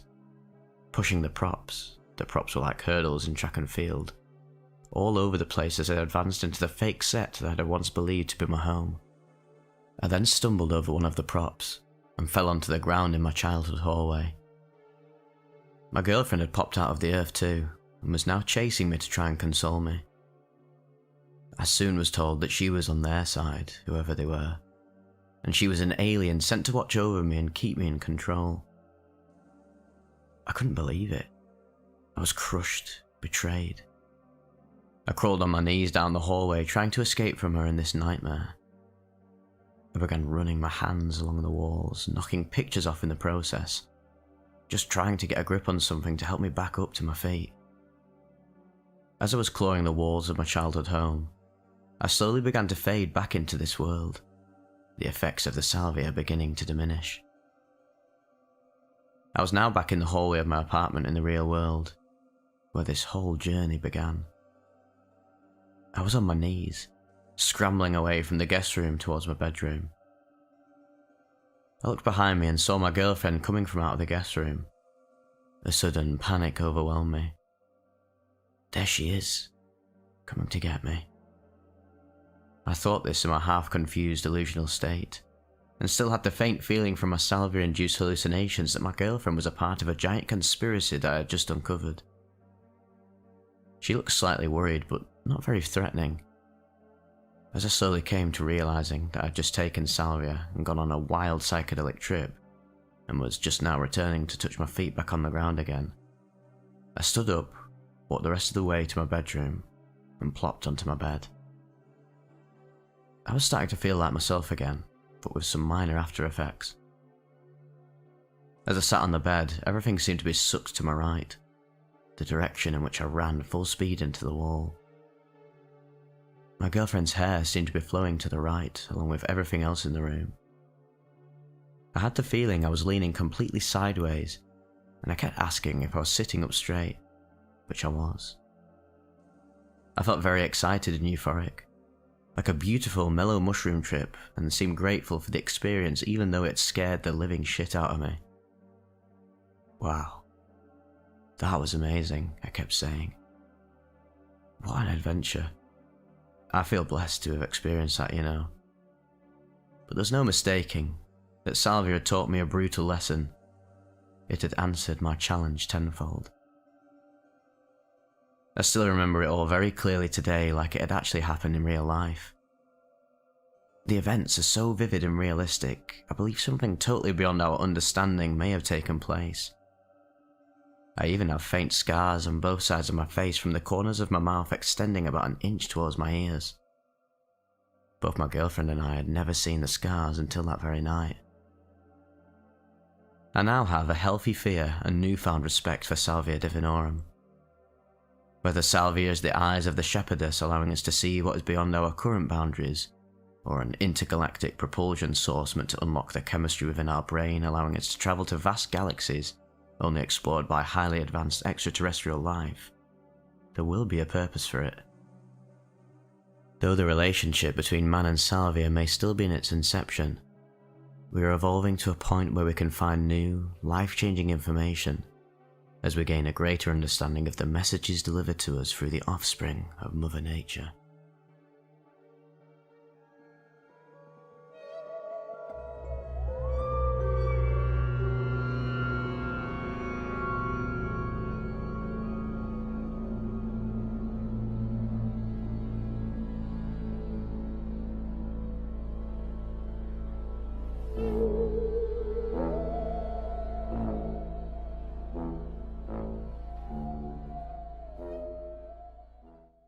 A recent Salvia experience has me believing entities exist in another realm.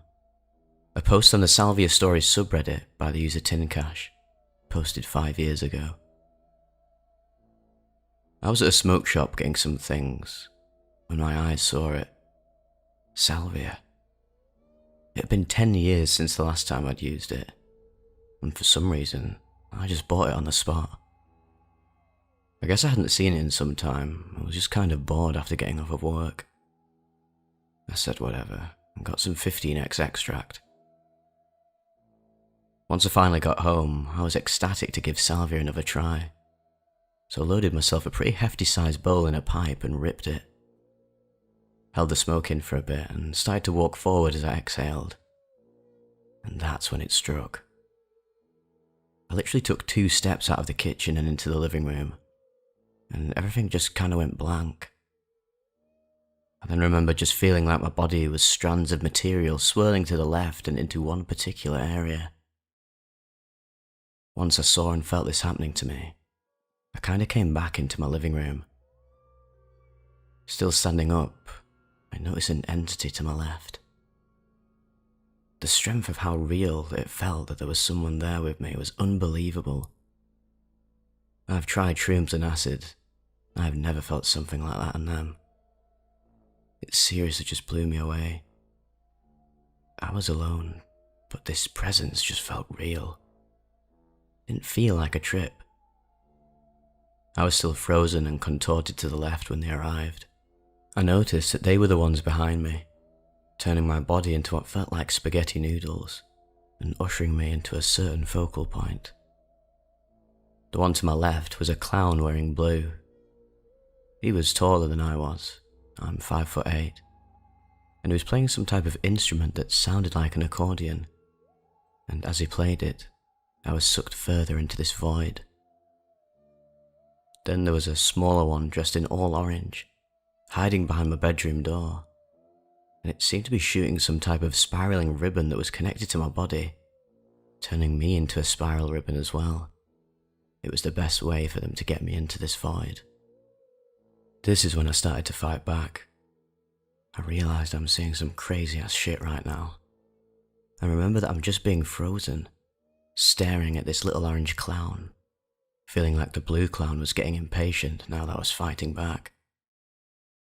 I could even hear him tapping his fingers in the counter, waiting for this process to finish so they could take me to this place or whatever it was. The smaller clown seemed to get discouraged, and I was just simply not going along with their plans. Felt like we had communicated this telepathically, because I didn't actually ask if they were real. I was just thinking it. And the blue clown seemed to give off an attitude as if he'd been through this thousands of times before. You could tell he was getting sick of this, and he told me that they are real, telepathically, and wanted this process to hurry up now. I started to drool, still dumbstruck, paralysed staring at the little orange clown as I was trying to peel off these ribbons he was shooting at me. I even physically felt the feeling of something peeling off of me. It was soon after this that they faded away. I was quite disappointed that they'd left, so I just ripped another fat bowl to see if they'd come back. And then, once more, I was stuck in the kitchen. I started to trip again. I was in front of a circular-looking yellow tarp where my bar counter was at. It was starting to suck me in, much like the first time. There seemed to be some kind of operator behind it as well. I wasn't sure if it was the orange clown's doing, but I remember seeing these parallel lines separating rectangular segments that turned from yellow to white and back to yellow. It looked as if there was a focal point to this too, and it was sucking everything in like a vortex. I was nervous. I started to hear the same accordion music come back as I began to get sucked into the void. Then I just remembered that I didn't want to leave everyone I knew behind here, so I quickly grabbed my phone. I didn't want to part from my wife into this unknown hole, so I think I fought back. I was sweating like a motherfucker, and that's when I really got smacked by Sally. I just remember running into the living room by the window, taking off my clothes because of all the sweat, and then I was stuck once more. The blue clown came back and he was making me bend downwards. The weirdest thing about this was that he was making me move down in a rhythm whilst he played the accordion. It was just that noise where something plays, stops, builds up more and more and gets higher pitched as it goes on. He seemed so excited to see me in this trance, as every note was taking me away from here. I was seeing into this other realm when the music would play, and then I'll be back here once it stopped. So it felt like this feeling was slowly devouring me. This time when I was seeing into another place, I was all of a sudden looking at a blue sky and some green grass and trees. There appeared to be something like a white RV. It was to the left of me, but it was all distorted looking. Like an oil pastel painting, if I could try and describe it. I also felt like I saw people's faces that I knew. But it seemed unfamiliar to me seeing what I think was people I knew just meshed into this oil pastel vision. It was very disorienting. It felt to me like the blue clown just peeled back the corners of my vision and forced me to see this place. Or maybe it was akin to my vision being a page, and the clown made it flip to another page with his accordion. After this had transpired, it appeared like I was back at home, but it was completely empty, and all I could really see was a round, huge yellow disc on the ground. It looked like it was made out of thick rubber, and it was spinning with another strange clown entity operating it. Again, this entity was trying to get me to go to wherever it wanted me to be. When they do this to me, try and get me to go, I feel like I'm a texture or something. Like my body is this big Ferris wheel and I'm spinning out of my body, feeling like I'm made of plastic as well. It seems when I realise what's happening in a fight, I can feel the texture of myself being peeled away and just seeing pure white. I was also seeing and feeling some form of disappointment from these entities. I got upset because I didn't actually want to go, and I jerked away with anger and yelled, "I ain't gonna go anywhere." And then, just like that, the trip seemed to fade away. I was feeling slightly nauseous and weak after all this crazy shit had happened to me. But what blows me away is how real these things felt. I honestly don't think I was tripping. I think I was in some sort of new plane of existence. A different dimension or parallel universe of sorts. I honestly, truly believe that these beings are real. I just can't shake this feeling it's been giving me.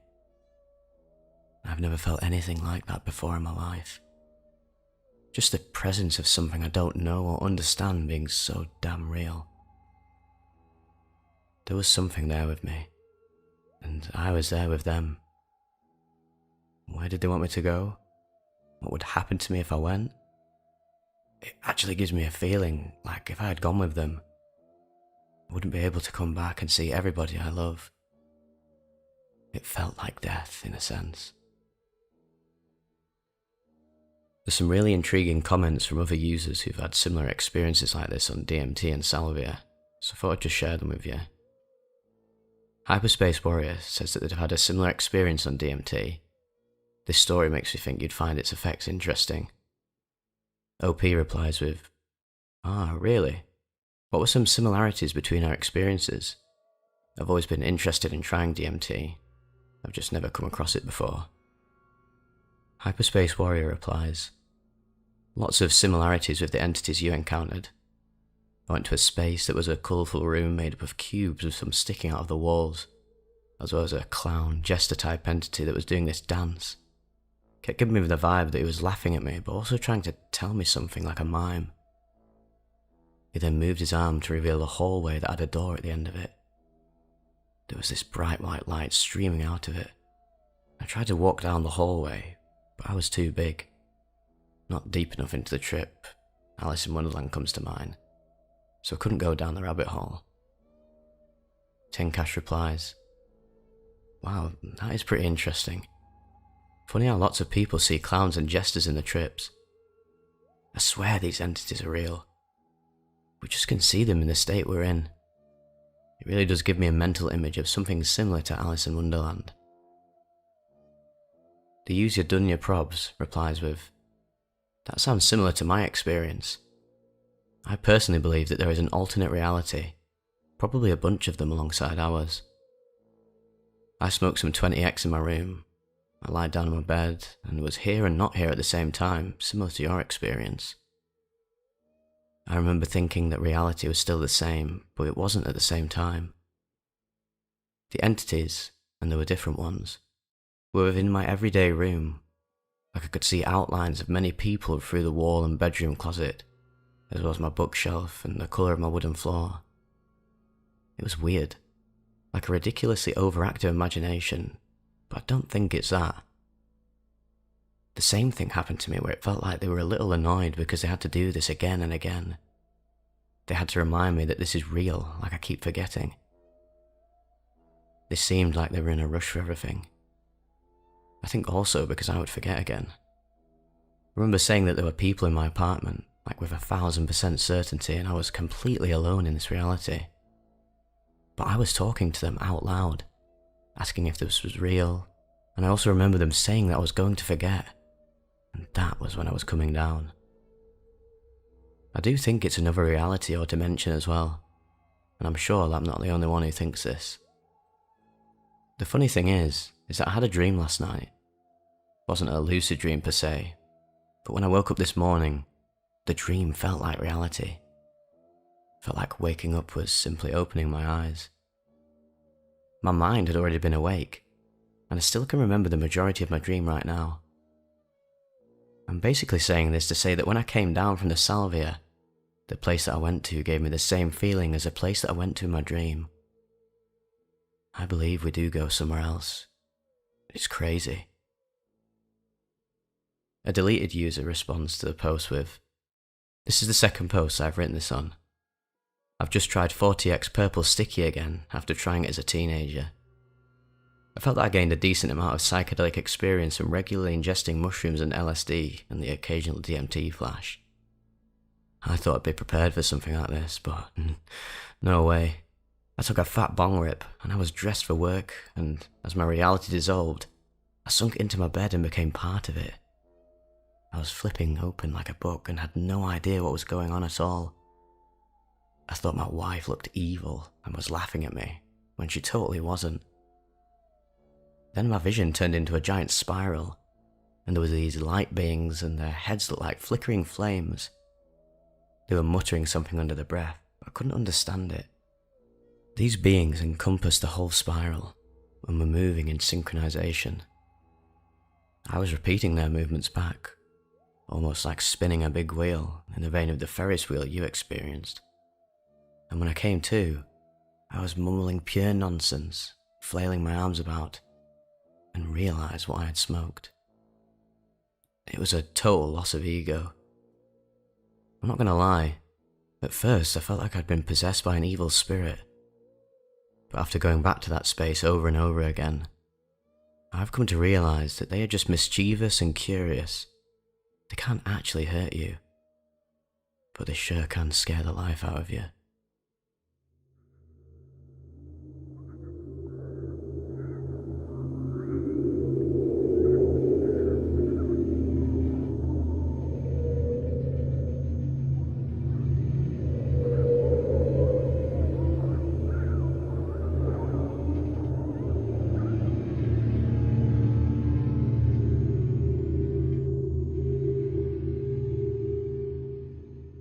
Buried alive.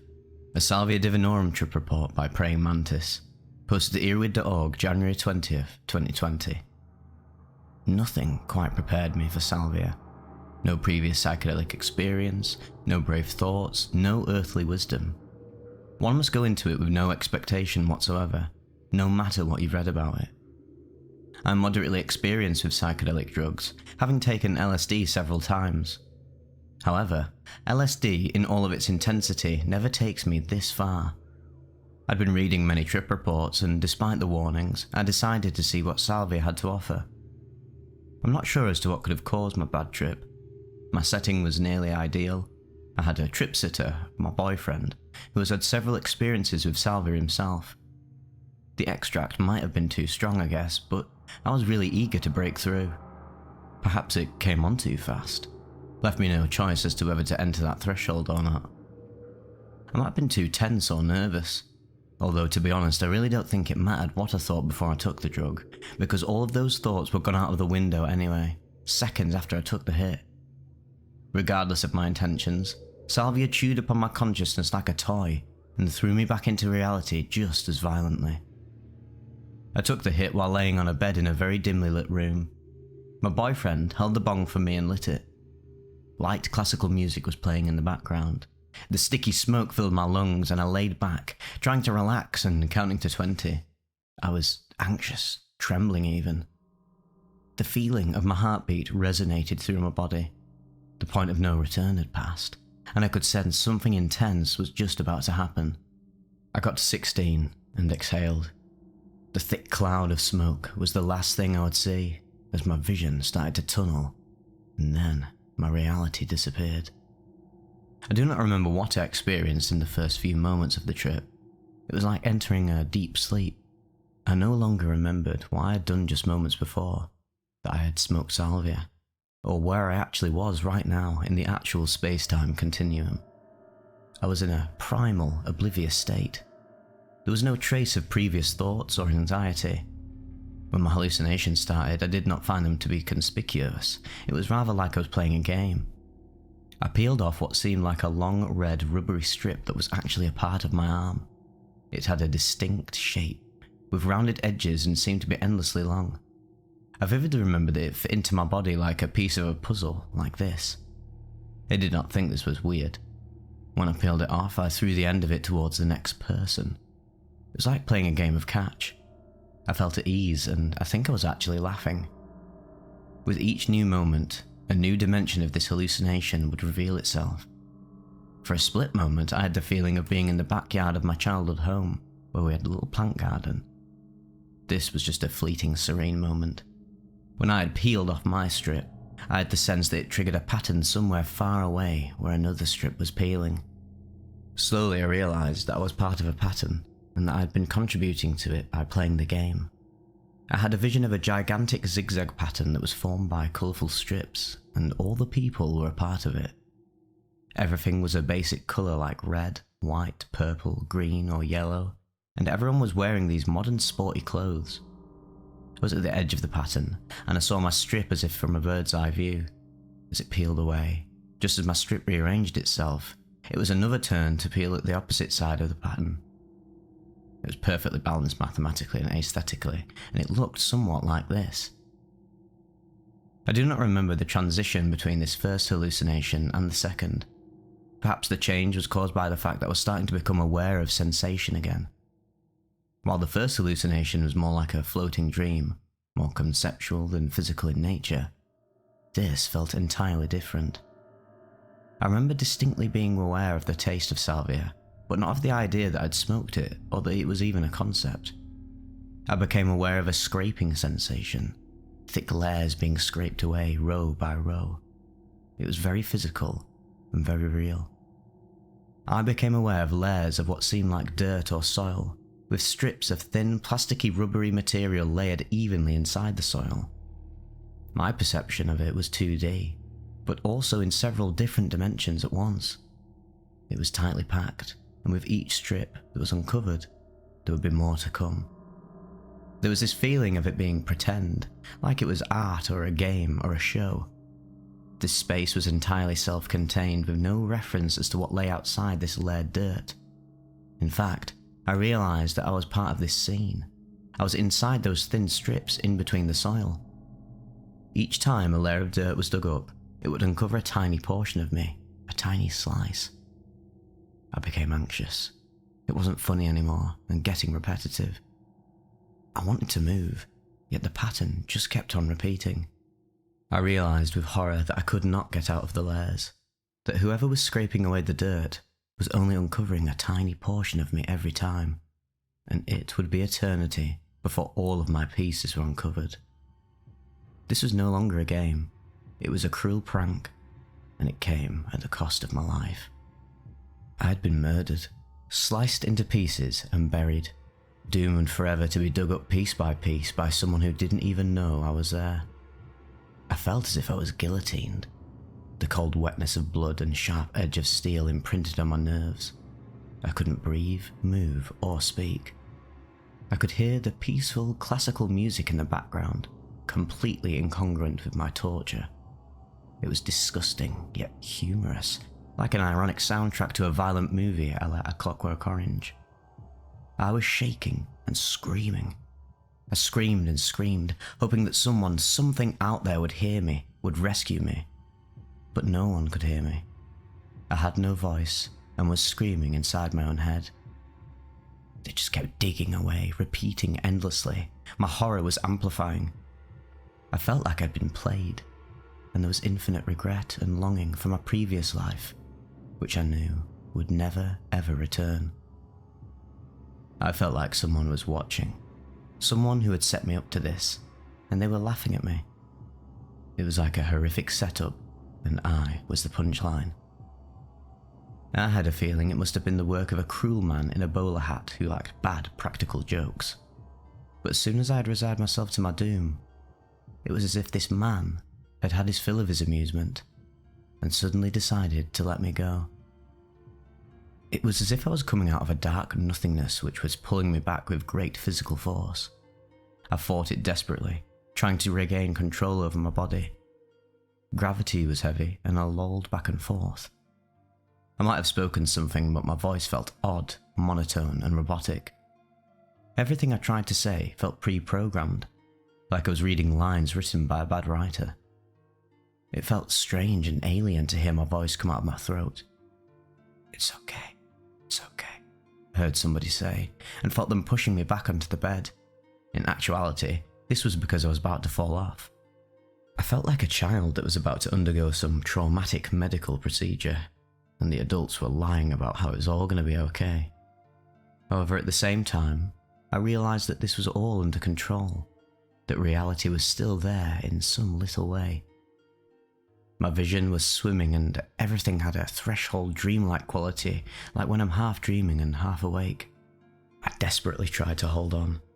The room started layering onto itself, pieces of time and space coming together in a giant multi-dimensional pattern. I remembered that I'd undergone some experiment, that I had done Salvia. I'd realised where I was and what I had done in that moment. I grabbed onto my boyfriend, called out his name. Slowly the layering came to a halt, like the ending of a giant book.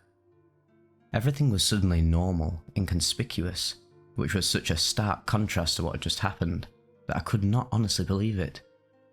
I even had a twinge of paranoia that my boyfriend had turned into an agent of Salvia, but that feeling passed quickly. I was shaken. I could not believe that something like that, something so sinister, so real, so perfectly orchestrated, could be a product of my own mind. Suddenly, the whole ordeal seemed almost hilarious. I didn't know whether to laugh or to cry, but I laughed. My laughter had an undercurrent of madness though. I actually started rocking back and forth. All I could say was, "The fuck? What the fuck?" I started to explain the trip to him, but the words gushing from my mouth seemed stupid and inadequate to me. My boyfriend and a friend had also planned the trip, but I could not bear this and kept yelling at them not to take it, because I was too horrified at the idea. In about half an hour, the haziness and paranoia had subsided. I felt normal, grounded, and eventually I was sure that reality was here to stay. I found out that during my bad trip, I'd been screaming like I was being murdered and looking straight at my boyfriend. I ended up scaring him quite a bit. He said he had never seen me look that way before. It was pure, primal terror. Afterwards, the memory of it was like a hazy dream. I'd blocked the memory out, but now whenever I smoke weed, I'm able to recall the feeling far too vividly. It fills me with anxiety and sadness. That innocent curiosity led me to go through such a violent experience. I'm also feeling left unfulfilled, wondering whether I could have sinned more if only I just hadn't freaked out. I'm not confident that I'll be able to handle it better if I do it again, to be honest though. I did not have the feeling that the things I experienced were a higher reality of sorts. Rather, I feel as if it was some sort of bad prank played on me by the drug itself. It really was the scariest thing that I've ever experienced. And the only plus to take away from it all was that it was over a lot quicker than expected. It was perfectly crafted and timed, like a piece of performance art made with the very medium of consciousness. For now, I'm just hoping that over time the shock will subside, but I guess some part of it will probably always linger with me.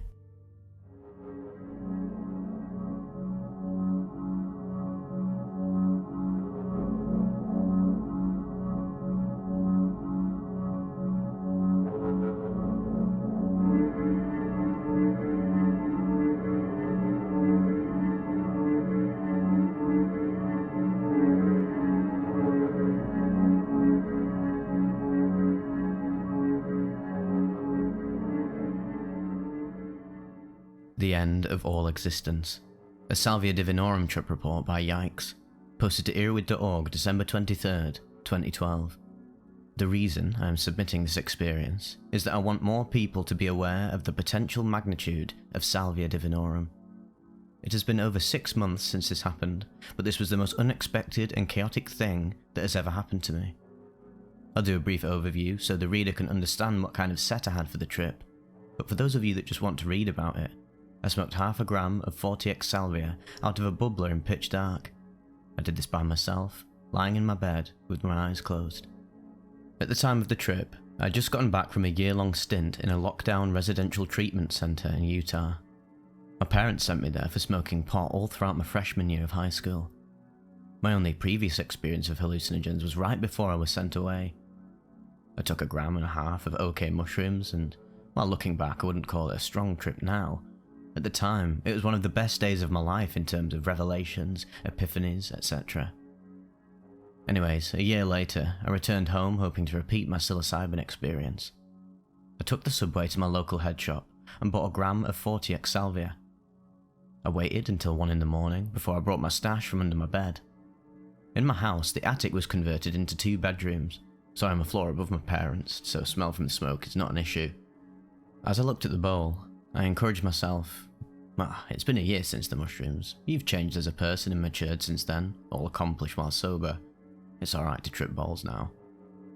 Packed 1/2 gram of salvia into my bubbler with a screen to protect it from falling into the water. My plan was to take the hit, lie down, close my eyes, and turn on my iPod when I started to trip. It was completely dark in my room, and I had to use my phone for light as I packed the bowl. When it was all ready, I tried to get myself into a mind state that helped me personally have a good mushroom experience. I thought briefly about my entire life and how I could make room for change in the ways I handled situations and conducted myself. I put my lighter to the bowl and inhaled. Even though I took in quite a large hit, the bubbler made sure the smoke was not harsh. With the smoke still in my lungs, I put the bubbler underneath my couch along with all my other materials. The couch is right next to the bed, so I accomplished this while lying down. When that was done, I laid the back of my head on the pillow and concentrated on just holding the smoke in. During my stay in Utah, I became interested in Buddhism, meditation, and all that, so I decided to close my eyes in hopes of having a more spiritual or mystical experience. After about 20 seconds, I started to feel extremely lightheaded, kind of like after I stand up suddenly after reclining for extended periods of time. With my eyes still closed, I began to exhale. It is hard to describe how I arrived at my destination. All I can remember is that the reality that I had previously known had ceased to exist. I was face to face with what looked like an entity composed of hundreds of my faces. All of them began leering at me in the sort of way that made me feel like they were happy in the knowledge that I'd finally gone insane. I immediately winced in my mind and tried to tell myself everything was going to be alright, but at the same time, I was terrified and had no idea why I was seeing what I saw. It was as if my subconscious was answering my fears. A voice from behind me said, "This is a bad trip, my name. You are going to have to deal with it." I tried screaming out, "How?" But as the monster made up of all my faces moved closer, my body seemed to crumble into multiple interlocking puzzle pieces, which made it impossible to run or defend myself. Eventually, these puzzle pieces became so distorted and strung out, I could no longer identify them as my body. I could vaguely remember something called Salvia, but I made no connection from the drug to where I was. All my hope of ever returning to reality was beginning to fade. Soon, I became aware of other entities besides the one made up of my faces. Instead of being something I could see, they were more of a group of intelligent but malicious and cruel beings that had come to speak to me. We communicated through thoughts, because, well, I couldn't see them, but at this point in the Salvia dimension, I had no eyes to perceive them with at all. I would think of a mix of words and emotions about those words, and the Salvia creatures would respond in the same way. The initial message I got from them was that my entire life had just been my imagination. It was similar to the point when you wake up from a dream and realize that all the events that happened to you in it did not exist, even though at the time you thought it to be reality. What I was going through and where I was exceeded my expectations 1,000,000 times over about what I thought dying would be like. What was happening was so unearth-like, yet so real. I found the message the Salvia creatures were telling me to be very convincing. I was now sure that I had always been in this dimension for eternity, and that I would always be there. There was no reality except for this one that I now found myself in. Suddenly, from the back of my mind, there was a burst of thought. "Salvia!" I exclaimed in my mind to the creatures. Since they could see my every thought, I did not form many words in my mind. My rational mind was trying to use this drug called Salvia as a bridge to reality from where I was. The emotion I was feeling was sudden hope in the face of sheer terror. The only thing I can really compare it to is when death row inmates are about to be executed. They often feel the delusion that they are going to be saved, that at the last moment they will halt the procedure. The Salvia creatures, instead of being angry that I was going to escape, simply communicated to me the general vibe that that's what everyone tells themselves when they finally wake up. They seemed amused that I was filling out the stereotype of someone who has just woken up in an apparently insane dimension of reality that they had really been in all along. I don't know how I got to the next part of the trip from here. When I tried to remember it, I can limit it down to 3 guesses as to why I arrived there. Either the Salvia creatures were punishing me for trying to convince myself it was not real, they were trying to help me by showing me just how real the reality of the Salvia was, or the third option was that once they'd completed their obligatory role of explaining reality to the newcomer, they lost interest and left me to myself. Anyways, lost all awareness of existence, and everything I'd ever known in my entire life had vanished. All my memories, experiences, insights, emotions, all of them had vanished. All my knowledge of what the universe was, what time was, vanished, and I ceased to understand that existence in itself even existed. I cannot determine how long I spent in this phase, because there was no concept of time. For an eternity, everything about me did not exist, except for the fact that I was directly experiencing this phenomena. I was a direct witness to this, yet had no idea that I was the witness, nor that the nothing I was witnessing was separate from the witness. All was one, and one was all. Eventually, I was basically born again. In the middle of eternity, suddenly there was a spark of awareness. Up until this point, I'd lost my body, so I felt no physical sensations, but I did become aware of one thing. I was extremely uncomfortable, and to the point where that was all I knew. I had no thoughts except for this primordial discomfort. Soon after I became uncomfortable, I became aware of 2 surfaces. Once again, my entire identity was composed of these 2 surfaces. As I began to manifest more and more, though, my discomfort and dismal hopelessness increased. The 2 surfaces appeared out of nowhere. It was like out of the vacuum of space. The emptiness was torn in half and folded to support these two surfaces.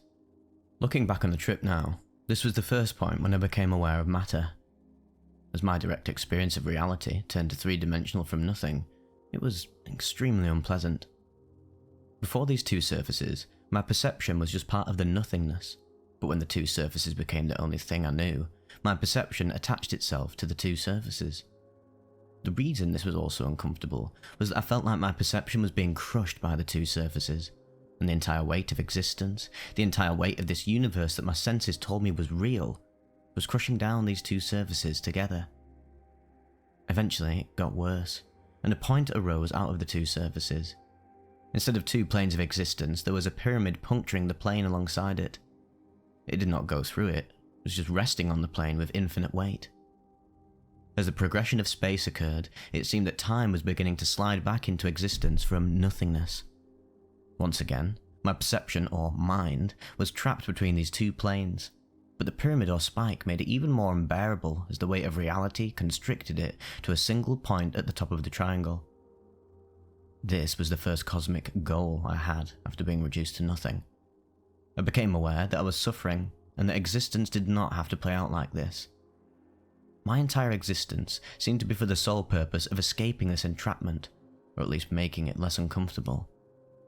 As time became more and more real, years passed as the pyramid slowly grew.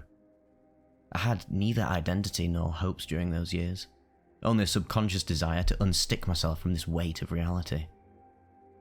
Eventually, the plane of existence behind the pyramid became a cube.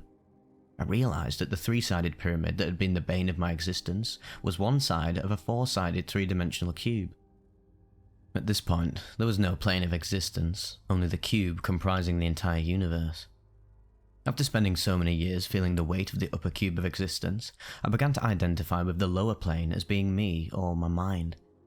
It was this that caused the lower plane to crumple up and become a globe or blob that was stuck to the edge of this cube.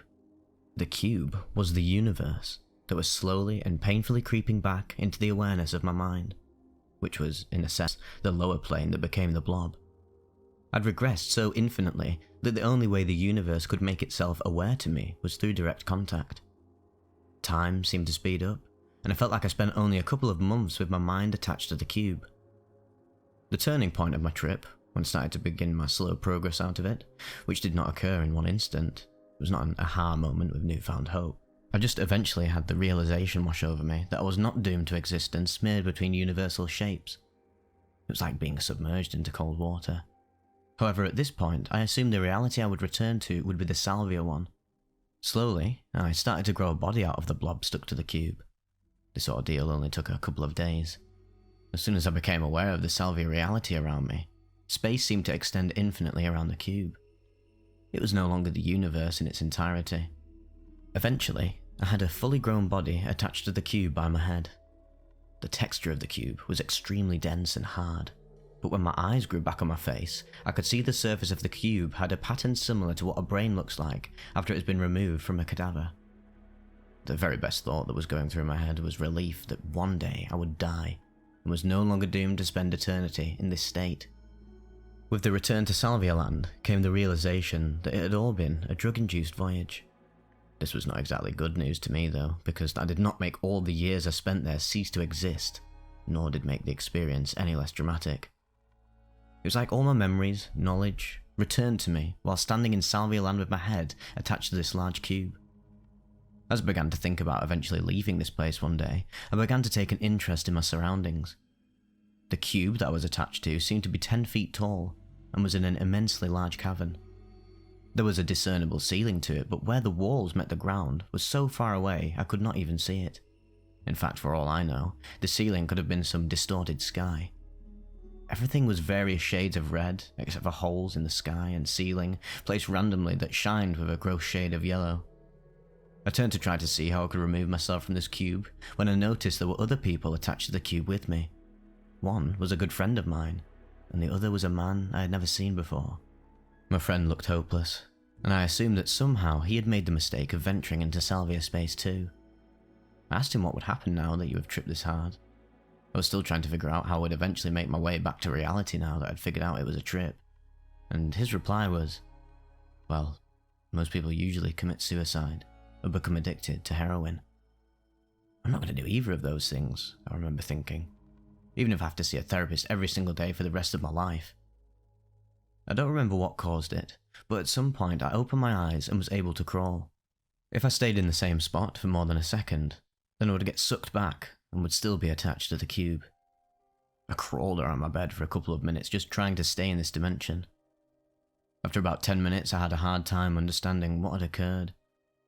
I just thought, oh well, that wasn't so bad, I'm still here. And then I went to sleep. Over the course of the next week I began to ponder what had even happened and think about it more clearly. Looking back on that experience, I don't regret doing what I did, but at the same time I wish I'd looked into what I was going to smoke before I did it. It definitely changed my wildest assumptions about where drugs could take you. It was also a factor in me having less anxiety in my life. Whenever I'm feeling anxious, I think back to when I was convinced I would never return to reality.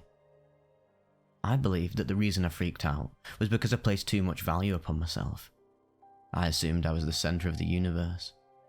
This Salvia experience I went through made me think about how insignificant we all are in the entire history of our universe.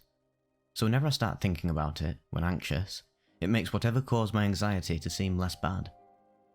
The first time I tried LSD, I was fortunate enough to be with two very helpful and nice girls who were experienced with it. I feel that the Salvia definitely helped me have a nice first acid trip though. The hour that the effect slowly built up over felt like an eternity compared to the 20 disorienting seconds it takes to reach a Salvia peak. Reading the book The Psychedelic Experience by Timothy Leary was pivotal as well, but the Salvia made it so my expectations were far from overwhelmed. For anyone who reads this and is making the decision to never do Salvia, don't think your experience will automatically be similar to mine. I plan to have a breakthrough on Salvia before I die, which will most likely require me to do it several more times. If I have any advice for someone who is going to do Salvia for the first time, or do enough to have a level 5 or 1 trip, my advice would be to ponder first how insignificant you are in the grand scheme of things. Also try to be satisfied with life at that point. And yes, I do know that that is a pretty difficult thing to ask, but when you feel like you have lived a good life, then it probably won't feel as horrifying when it all disappears. Good luck.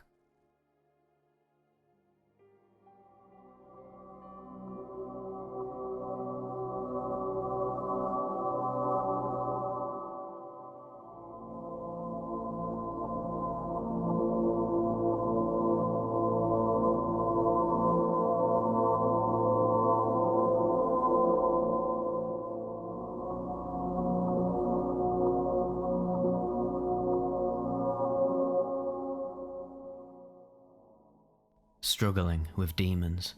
The Salvia Divinorum Trip Report by DISHONORED. Posted to EARBUDS.org, February 4th, 2003. This report was written by my father, 58 years old at the time. He had tried Salvia in a concentrated liquid form.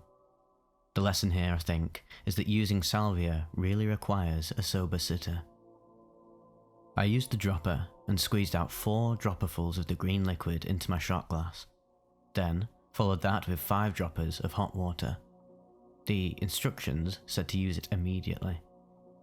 I got comfortable on the bed, pillows just so, put on my earphones and turned on my shamanic drumming tape.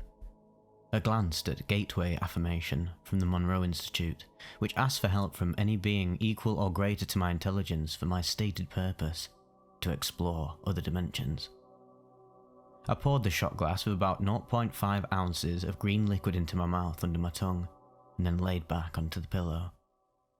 I put a bandana over my eyes and got comfortable. I repeated the affirmation in my mind over and over again. The drumming was steady and deep. Then the drumming got deeper and wider and changed in its colour. My first reaction was fear, but I beat that back, saying to myself, I'm a warrior. I'm a warrior. I felt myself being drawn into a vortex of sorts, spinning slowly round and round. I tried to let go, but part of me fought to hold on to my reality. I don't have any memory of a connection with what happened next. I seemed to be in the bedroom. Everything was soft and melting, including me. Then, I was being drawn backwards, violently through a hole in the universe into what I know was my death. I fought and kicked and thrashed about frantically, but it was a useless, puny effort. Then, nothingness. My next awareness was that I was floating in space in an immense blackness. Everything that had been me was being stripped away like pieces being snapped off of a cookie. It continued moving inwards towards the centre, towards the essence of me. I got smaller and smaller, and I was so utterly terrified. All that was left was a consciousness, an I with no thoughts, no past, nothing, just an awareness. Then I was propelled at a great speed out of a bright light that I knew was my world. I had the awareness that my world was small and inconsequential. I was floating in a vast infinity of tiny lights held in place by a visible force. I became aware that each of these endless lights were an infinity of our universe, each the same and not quite the same, but all connected. My next awareness was being only a consciousness in my proper place, in a living, slowly undulating fabric of such an immense size as to defy description, filled with other consciousnesses like me. It was vast, and it was alive. And it was also home. It was the true reality filled with love, warmth, acceptance, and joy. I had absolutely no memory of ever having lived, of ever having been me. I wanted to just be in that moment, to be here always. Then something happened to the consciousness that was me. I didn't belong. Something was wrong, terribly wrong in fact. I was aware of many voices calling to me, trying to help me, wanting me to stay. But a membrane was between me and this reality. I pushed and clawed. I seemed at this point to have hands because I can clearly see them pushing against the membrane. I was fighting to stay in, to stay where I belonged. The membrane became a vast dimensional wall stretching out in all directions, of which I was half in and half out. I did want to stay. I really did. I tried frantically to stay inside, but I was being pushed out. At one point, I can clearly remember my head and shoulders inside, and the rest of me outside in another world. I could stick my head back and forth through this wall. I noticed that one side was full of love, sound, belonging. The other belonged to a much darker place, lonely without love or a sense of belonging entirely. I was pushed completely out. I lay there somewhere. I sensed I was a multifaceted being and I was simplifying down. I felt as though I crystallized down and down and down, ending up being filled with disappointment. Finally, I had been reduced down to just one being, a small and insignificant one. I began to have some awareness of her personality. I recognized my wife. She was looking directly at me from a few feet away. I was trying to speak, but my consciousness hadn't completely formed inside my body. "Pete, can you hear me? Are you alright?" My wife was saying something along these lines. Then, a man with red hair appeared in front of me. He asked me who the president was. My mind was unsteady and unfixed. I had a swirling of ideas and I voiced, "Jimmy," but I couldn't think of his last name. Then he asked me what month it was. I said October. It seemed right. It was August. Then slowly my consciousness began to return. I was not in the bedroom, but now in the dining room. My shoulder hurt and my mouth was dry. There were people moving around the room. I recognized that there were firemen and a policewoman. I was back now. What a silly scene this was. These people were all concerned about me, but I felt very detached, a bit like watching a movie. The red-haired man said they'd taken me to the hospital. My blood pressure was extremely high. I smiled and just said, "Sure thing." Then I was in an ambulance, then at the hospital. It was all just like a dream. My son and wife were there though. Gradually, I came back into this reality. I was cut and bruised. I'd broken my shoulder and was in considerable pain. I had trashed one side of our bedroom. There's broken furniture, turned stuff over, and I made quite a mess indeed. Then I had walked around the house. My wife found me staring vacant-eyed, tongue hanging out of my mouth, unable to respond. She thought I had had a stroke and called 911. But honestly, I have no memory of any of that. What a ride. One hell of a ride. I do wonder what it all meant, and why I was shown it in the first place. Postscript by the son of the writer. So, there was a trip to the hospital in an ambulance. Me in the ambulance with Dad, who was really quite sober by then, and my mother following in a car. He was admitted through ER, and since he had an elevated blood pressure, had showed signs of mental problems, saying that the president in the year 2000 was Jimmy, and was severely bruised and cut and in pain. He was dealt with quickly, blood pressure returned to normal, and there was no stroke. But he had broken his collarbone in the struggle. The moment the doctor and my mother were out of earshot, my father told me, "Wow, I cannot wait to try that again." He planned on trying a fraction of the beginning dose he took that landed him in the emergency room. One day, several months later, he did try a tiny dose, a fraction of his previous dose, and went on a walk in the woods. He told me that even at a fraction of the initial dose, he felt himself being aggressively pulled into the same place he'd travelled to during his initial experience, the one he described above. He had to struggle to stay in the reality of walking in the woods without being pulled away again. This second experience of his convinced him that Salvia was not the tool he should be using for his spiritual pursuits, and he ended up giving the remainder of the bottle of concentrated liquid away to a friend of his.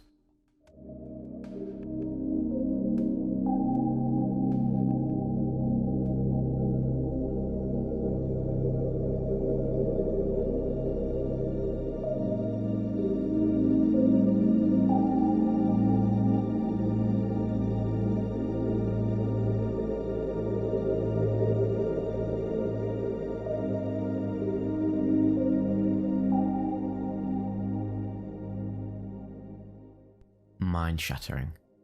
A Salvia Divinorum trip report by Andreas, posted to EARBUDS.org February 9th, 2007. I've always been fascinated by psychoactive drugs and have experience with a wide variety of them. Lately, my attention has been drawn to Salvia Divinorum. I've done my research on this plant and have read through a great number of experience reports online. After nearly a year of toying with the idea, I finally decided that the time was right for a direct experience. I ordered 1 gram of regular strength enhanced leaf from what I concluded was probably the most reputable source available on the internet. My order arrived promptly. Because it was still early in the week, I decided to wait until the long Labour Day weekend before doing any experimenting. Being aware of the importance of set and setting in any psychedelic experience, I was conscious of having been rather stressed out for the last couple of weeks. Work had been unusually busy. At home, I was engaged in several significant repairs to my old house. All of this in conjunction with trying to keep up with my normal routines was running me ragged. So, Saturday finally rolled around. I was still feeling run down and could barely get off the couch until evening approached. I took another shower, drank some fruit juice and felt invigorated, ready to enjoy my evening. I drove downtown, bought a glass pipe at the local head shop, picked up a pizza and headed back home. Since I wasn't sure how I'd feel after my upcoming Salvia experience, I first made sure to take care of any evening chores before settling in. After everything had been taken care of and a couple of slices of pizza, I was feeling calm, confident, and ready for whatever awaited me. Without any hesitation, I began my ritual. I got on my knees and said a prayer to my God. I asked for continuing guidance and to be granted knowledge and wisdom from my experience. It seemed important to thus reaffirm the purity of my intent. I completed my preparation by lighting a sage incense bundle and wafting the smoke around the living room. Finally, I settled back into the couch and began to prepare the leaf. Earlier in the day, I had reread the Salvia Divinorum FAQ and knew that a sitter was strongly recommended, especially for an inexperienced user. I had made the decision to forgo this precaution though. This was mainly because I no longer run in circles where such experimentation is condoned. So, I guess I've become somewhat of a lone wolf in these endeavours.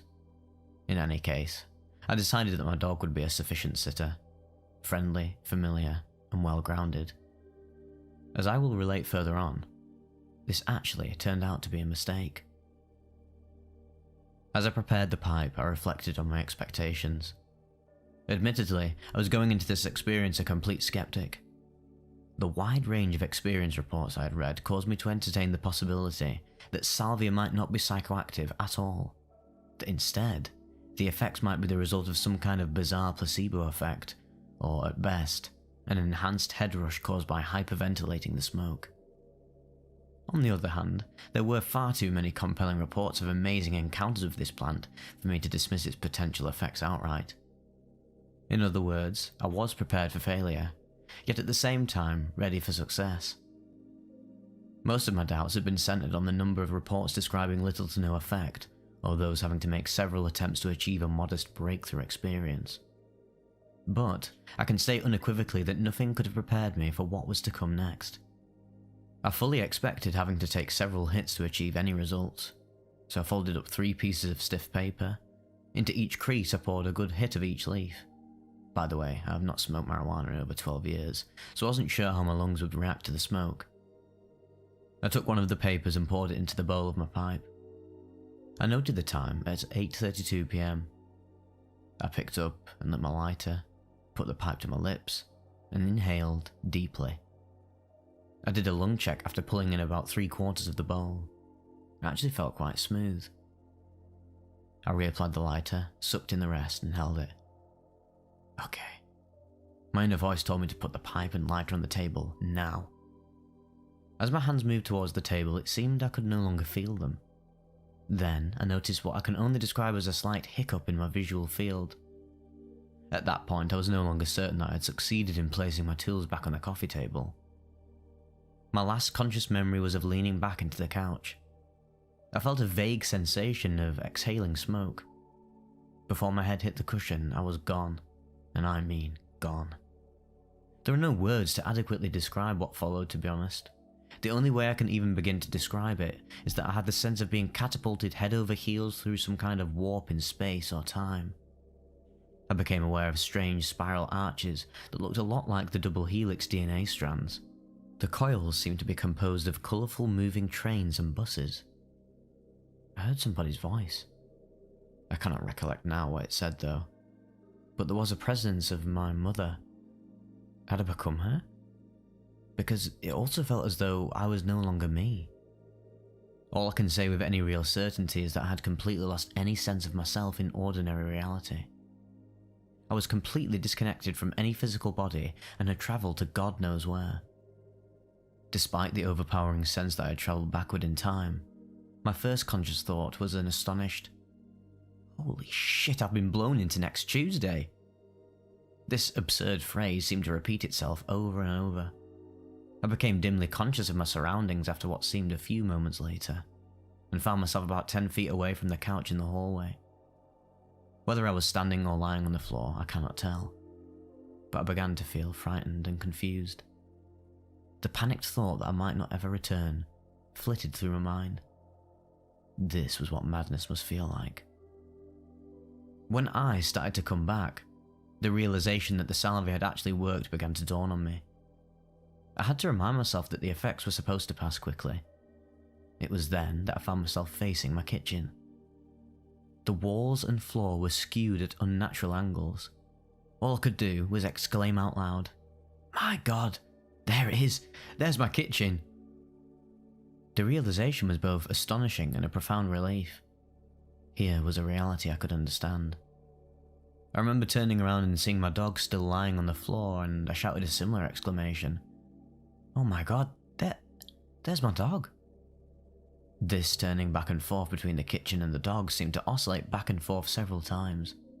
Between each turn, I was zapped back into Salvia land and completely lost touch with whom or where I was. It was during one of those oscillations that I remembered that I had been hitting on a pipe.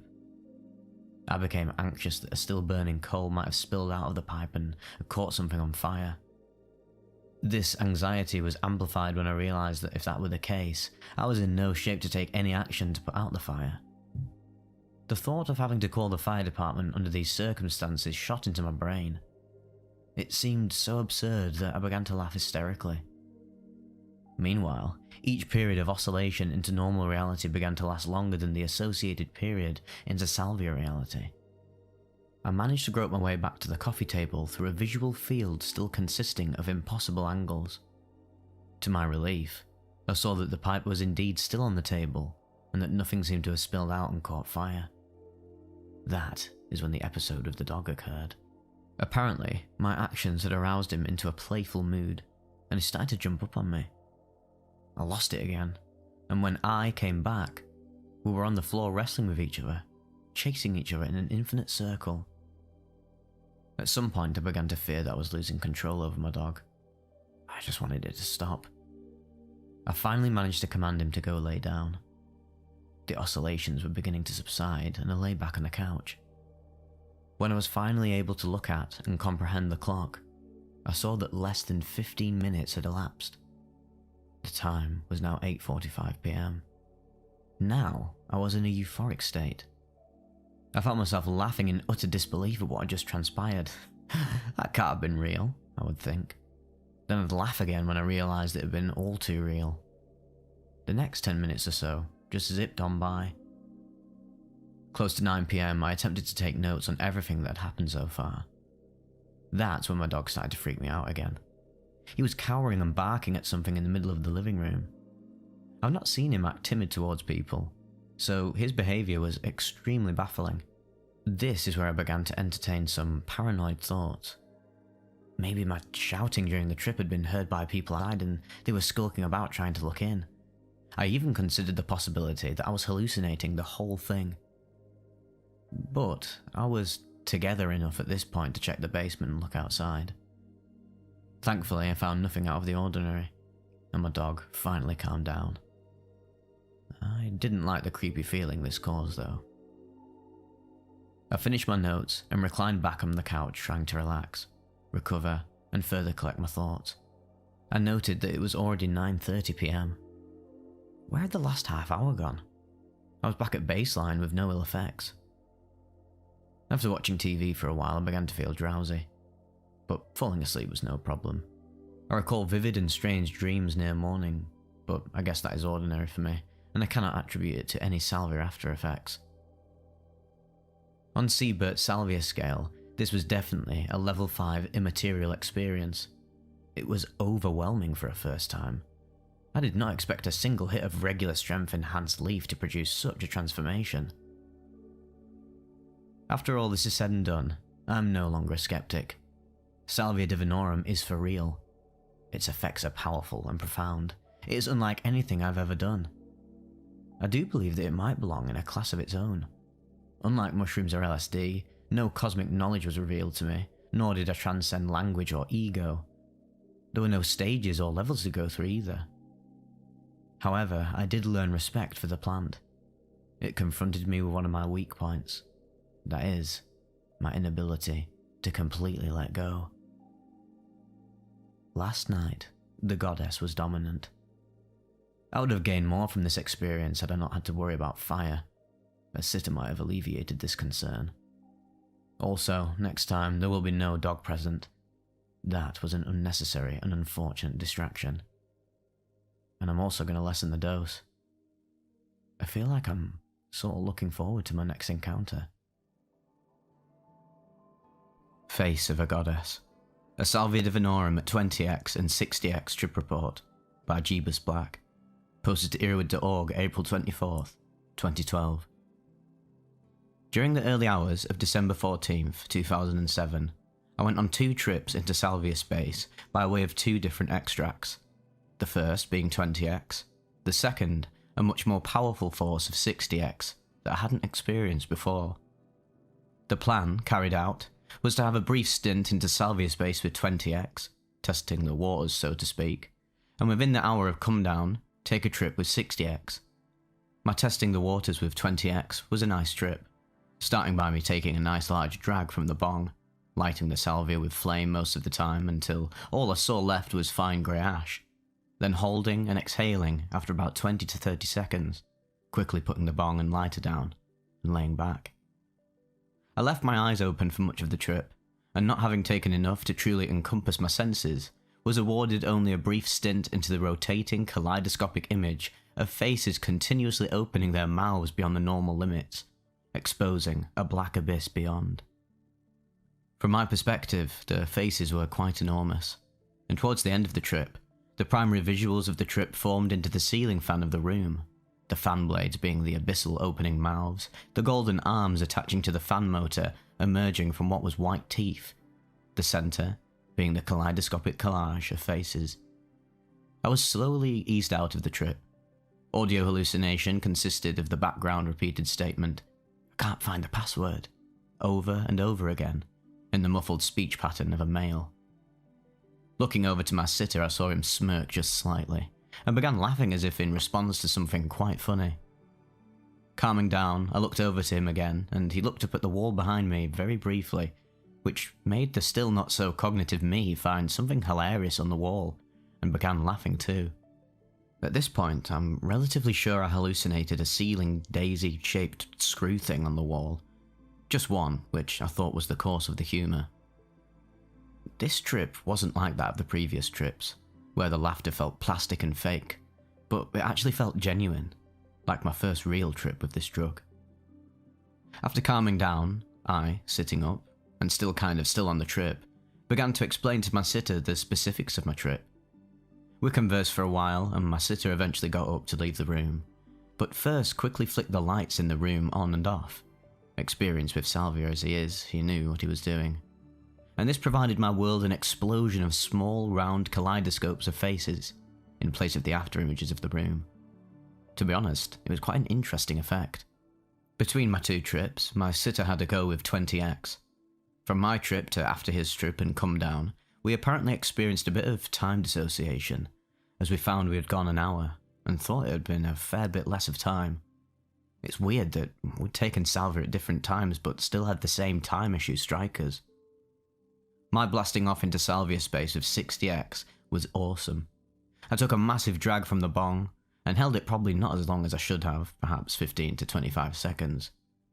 While holding in the first drag, I set the lighter down on the nightstand next to the bed, knowing this stuff was going to strike fast. Exhaling, I took in what was left in the chamber, observing the bit of Salvia still burning, a glow bright before extinguishing, and being replaced by fine white ash. I went to put the bong down on the nightstand. This is where the memory gap begins, filled by the sitter. I failed to have the bong reach the surface of the stand, instead dropping it to the floor in transit. I abruptly lay back and had a little blackout time. I sat up, and this is the end of the memory gap. As I understand it now, my consciousness fought to remain out of the trip. I pulled at the blankets beneath me and began sliding one leg off of the bed, when a break in the stormy mind of me brought a bit of cognitive stability, and I made the realization that I was unintentionally fighting the trip by keeping open my eyes. Closing my eyes, I began to have a small bit of hallucination. The problem that arose in this situation, though, and which I now realise has always been an issue with me and my trips, was that I didn't really trust my senses, in that I was questioning as to whether or not I was actually hallucinating, or, which doesn't seem logical due to my having known I had just taken a drug, either seeing after images of light from when my eyes were open, and I quickly shut my eyes, or experiencing a runaway imagination. After letting go of the question and forcefully mentally telling myself it was the drug and not my imagination, I drifted into seeing some quite interesting visuals, consisting of the normal kaleidoscope of open-mouthed faces of quite a large size. But the evolution of this trip was a panning out from these specific faces, to include thousands of faces, revolving in place. And in general, they were being perceived as a giant plane that had the ability to change form as if like a piece of pin art, where each pin sits at a specific elevation to mimic almost any form pressed into it. Each kaleidoscopic image represented a pinhead, and as one, they all rippled and changed. In a significant part of the trip, the pin art lookalike plane of kaleidoscopic faces pushed upwards and created the image of a smiling female face. I mark this as a significant part of the trip. It was quite detailed and rather pleasant to see. In approximately the same instance, a wave rippled over the smiling face. The wave wasn't so much from a changing elevation of the pin art-like plane, but from the kaleidoscopes of faces individually flipping in place, revealing a second side to them, devoid of colour, unlike the other sides of the small images which were yellow, tan, and brown. Unlike the refracted kaleidoscope facial images, this part of the trip had a more natural feel to it. I think it's odd to say in light of the grayscale imagery I experienced at that moment, but it had less of a mechanical feel about it. It was at this point I was about 50% cognitive and was voicing my opinions of the trip as it had so progressed to my sitter, attempting to convey the extreme intensity and power of the trip, and, of course, what I could do at that time and see, although I hadn't quite processed all the imagery myself at the time. By this time, I was firmly pressing my hands against my eyes, as one would press against the glass of a window for a better view. The mental scene changed imagery past this point into the trip to an overhead view of parallel pillars still composed of fractal faces. The overhead view was a moving one, going in between the pillars at a high distance, and made for quite an interesting effect. My trip sitter thought it prudent at this point to speak. He had obviously understood by now I was mostly cognitive, and I wasn't going to have a bad reaction to his voice. He asked me if he could say something. His voice altered my visuals in such a way as to produce one pillar in my vision moving independently of the others having themselves not been moving in the first place, and unlike the others, composed of a great many white daisies. Of course, I told him he could say something, an attempt on my part to recreate the variable that which had effect on my visuals, and he proceeded to do something to the extent of saying, "Hi, Stephen," which I can't recall having done anything profound to the visuals at that point. The visuals eventually began to fade, and I gave up on holding my eyes shut, instead recapping to my sitter what had happened. Throughout the trip, there was no true audio hallucinations, more like a feeling of pressure on my ears with perhaps a steady deep background noise. In all, the main part of the trip lasted 15 minutes, which was an oddity by itself considering I often have trips as short as 3 minutes, to usually as long as maybe 6. The come down afterwards was a brief half an hour, and was a rather euphoric and happy time for me, definitely a result of the drug. All in all, it was an intensely powerful trip that, in recap, was one of the most pleasant I've actually been through. I learnt this trip through that my rating system of trips had been previously wrong, a scale of 1 through 6 as described on the internet, and that while most of this trip would have been considered a 3 on said scale, closed-eyed visuals not so much so regarding open-eyed, it was more powerful than anything from before it. I learnt, abiding by this system, only can hold myself back, and that when blasting off to Salvia space, I should simply let go and close my eyes, not looking for total open-eyed immersion that I've experienced before. Additionally, I came to understand that my questioning whether the trip is actually a hallucination, or whether or not it was my imagination run wild, was an example of fighting my trip, and that it too only holds me back. I need to accept better, and not reject so readily. Overall, an awesome experience.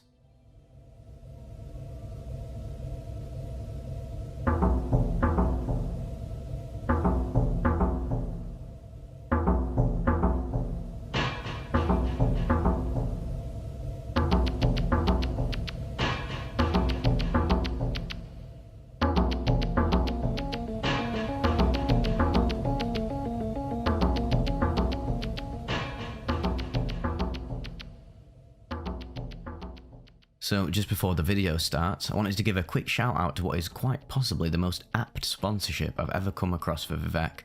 Oftentimes I'll decline, 99.9% of sponsorship deals I come across, because I just don't think Raid Shadow Legends is very appropriate for the sort of content on this channel. But I know a lot of you like to fall asleep to these report videos, and that's why I thought these COZYSNUG sleep earbuds from LYTMI really are a match made in heaven for this channel and its viewers. If you're anything like me, you might struggle falling to sleep on your back with conventional earbuds in. I'd always wondered whether there were any designs that facilitated side sleeping without waking up with a perforated eardrum. Not only do these earbuds work wonders for side sleepers, they boast high quality audio, are super lightweight and soft with various different sizes of ear wings to pick and choose from, on top of having 21 hours of charge when using the charging case. So, now you can all quickly and smoothly fall asleep listening to me recount the usual litany of mind-bending, reality-shattering experiences that we all know and love. If you're interested, please check out the link in the description, and don't forget to use the discount code VIVEK for 10% off your order. Anyway, we'll crack on with the video now, but be sure to let me know what you thought of the earbuds if you do end up snatching yourself a pair, and thank you to LYTMI for reaching out, I really appreciate it. Creation of Language. A Salvia Divinorum 20x Extract Trip Report by Poet SB. Posted to EARBUDS.org May 26, 2020. The Foundation. As a short drug-related history, I had, at this point in my life, been smoking marijuana regularly for 8 to 9 years, and had, of course, a typical 22-year-old's accumulated experience with alcohol. I had also used LSD and psilocybin mushrooms quite frequently throughout my teenage years, but had quit for the most part by the age of 17, after too many anxious trips and panic attacks. I'm a firm believer that intelligent, artistic, and mystically inclined people are far more likely to experience so-called bad trips at times, because their brains are more willing to explore and deconstruct the scariest stuff of reality and consciousness. To provide a little more background for this experience, I feel that I must say something about my emotional and social well-being in the late summer of 2004. I had just graduated with a near meaningless degree from a liberal arts college, and having found no desirous employment options available to me, moved back in with my mother and father. I'd also finished a seriously negative long-term relationship at the end of my college career, and had my heart broken by an old fling for the second time earlier that summer. In addition, I began working the night shift at a plastics factory, which was filled with down-and-out characters, most of them struggling Laotian refugees with little or no education or opportunity. It was a time of deep introspection, occasionally crippling depression, and the overwhelming feeling that some active questing was necessary to progress to a newer and better level. Having had some minor experiences with Salvia in college, I decided to order a sample from the internet. The previous experiences to which I refer had always been pleasant enough, but weakly effective and disappointingly fleeting. Drowsiness and comfort would set in, usually for a period of no longer than 5 minutes. It reminded me of smoking marijuana with some low-grade opium on top, only the experience was far shorter. Reflection and research had led me to hypothesize that I was not getting a proper concentration of salvinorin A in the dried, unaltered leaves we smoked in college. So in ordering the aforementioned sample from the internet, I was pleased to discover that the plant was available as augmented with more potent extracts of salvinorin A.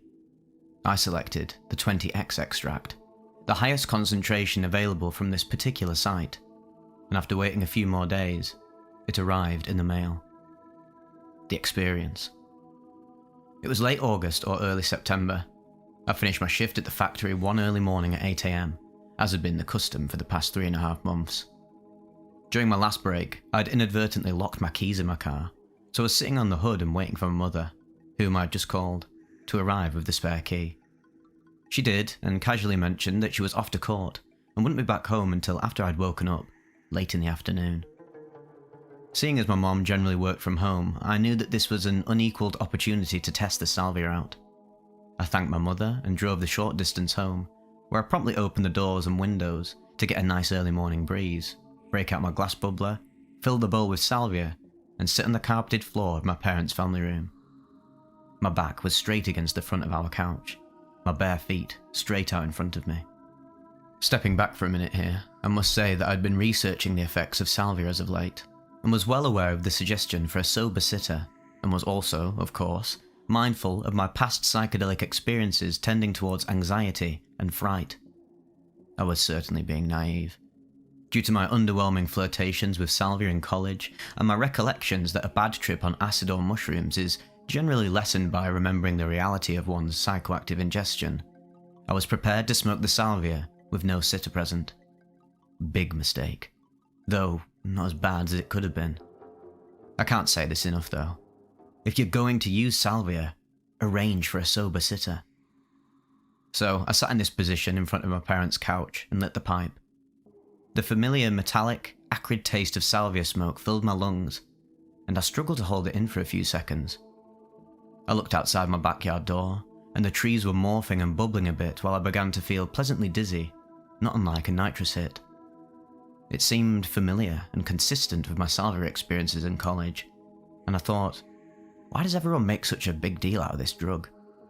I was totally overconfident in my ability to experience this drug solo in these few seconds.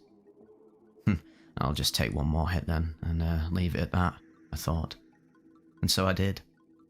As soon as I expelled the smoke from my lungs, the world melted, and I had the unbelievable realistic sensation that my ass and body were sinking through the floor, supported only by the oriental rug, which was also sinking under my own weight. Because I was pulling the rug in with my body weight this way, it had the visual effect of sinking slowly into darkness, with the lights and colours of the room shrinking into a smaller hole above my head. As this happened, the room lamp and a few other pieces of furniture anthropomorphized and reached out with their hands to me in a loving gesture, saying, telepathically, "Don't be afraid, we're here to help and guide you," or something to that effect. I was both aware enough and out of it enough to have this incorrect epiphany before I sunk in all the way. That's so nice of my friends to come here and watch me while I do this. It's so great that they're concerned. I really love them. That is the last semi-rational thing that crossed my mind for quite a few minutes. I don't know if I dropped the pipe or not. I wish I could tell you all about the peak experience, those 5 to 8 minutes immediately following the second hit. But the truth is that all that remains is a lingering somatic memory of intensely bright colours, unbelievably violent motion, and a feeling that the world was being snapped up like a prismatic suitcase, shutting itself up in parcel tiles, and that I was frantically trying to find the last corner to disappear before I was swallowed up by the oblivion. All of these visuals and movements were entirely obscuring my real vision. In other words, I believe I was moving around my parents' first floor with eyes open, but only perceiving hallucinatory visual stimuli. This was quite different from my numerous experiences with LSD and psilocybin. Even at high dosage, most of my hallucinations, they'd take place with either closed eyes or some surreal cartoonish exaggeration of the real visual field. With mushroom use specifically, I'd always perceived colourful geometric abstractions, but they were always superimposed as a grid over the real visual field. Not quite so with this Salvia extract. After the first couple of minutes, I was in some colourful place where the creation of language occurs. I will try to describe this as best I can. The world was populated with wriggly, writhing organisms. These were bizarre alphabetic runes, graphemes, pieces of sound, microscopic quarks of letters, all the component parts needed to make written and spoken language. They looked mystical, asemic, and occult-oriented, appearing at times like Hebrew, Aramaic, Enochian patterns. But they were also wet, undulating, and capable of morphing into different shapes. I think they were largely constructed by my mind to resemble the drawings of Rick Griffin. I've been reading up on the history of underground comics all summer. Spermy, pulsating, and paranoid. The organisms seemed gleeful, and even made some cutish, cartoony, squeaking noises. And it was this very glee that originally made me uneasy. Now this is where it gets really hard to explain. I had a sensation of a word. Fuck. I'm not sure if I said it out loud, or my mind merely constructed it internally. In any case, I was present in this land to see how this word was formed at its origin. I started by perceiving the whole word, especially as a sound, but linked metaphorically to these images, then something like fuck, then just the f sound, etc. I was going back in time and in scale to see how the sounds are born, so to speak. The movement was exponential in its velocity, so there was a whooshing effect to the whole scene, which was very reminiscent of my earlier perceptions of the parceling up of the world. The image that correlated to this ordeal microscopy was a visual awareness that all of these organisms were arrayed on the bottom of the shoe of God. As he stepped, a word was born, and as he raised his foot up from the ground, heel first, the next word began to be formed. The organisms acted like gluey bits on the bottom of the infinite shoe, so that they stretched between the heel and the ground imprint before snapping back up against the sole as they were pulled free. This is what produced certain sound forms for words. So time was moving backwards through the word fuck, until I was perceiving the exact structure and feeling of the gluey organisms being peeled and forming the f sound. At that moment, I was that and I felt myself being peeled from the earth, sending me into the infinity of the parceling up again. And then the scope became so minute that time and perception stopped. I was in the silence before the word fuck began, and after the last unknown word had been spoken, I could feel nothing but stasis, which was unbearably frightening.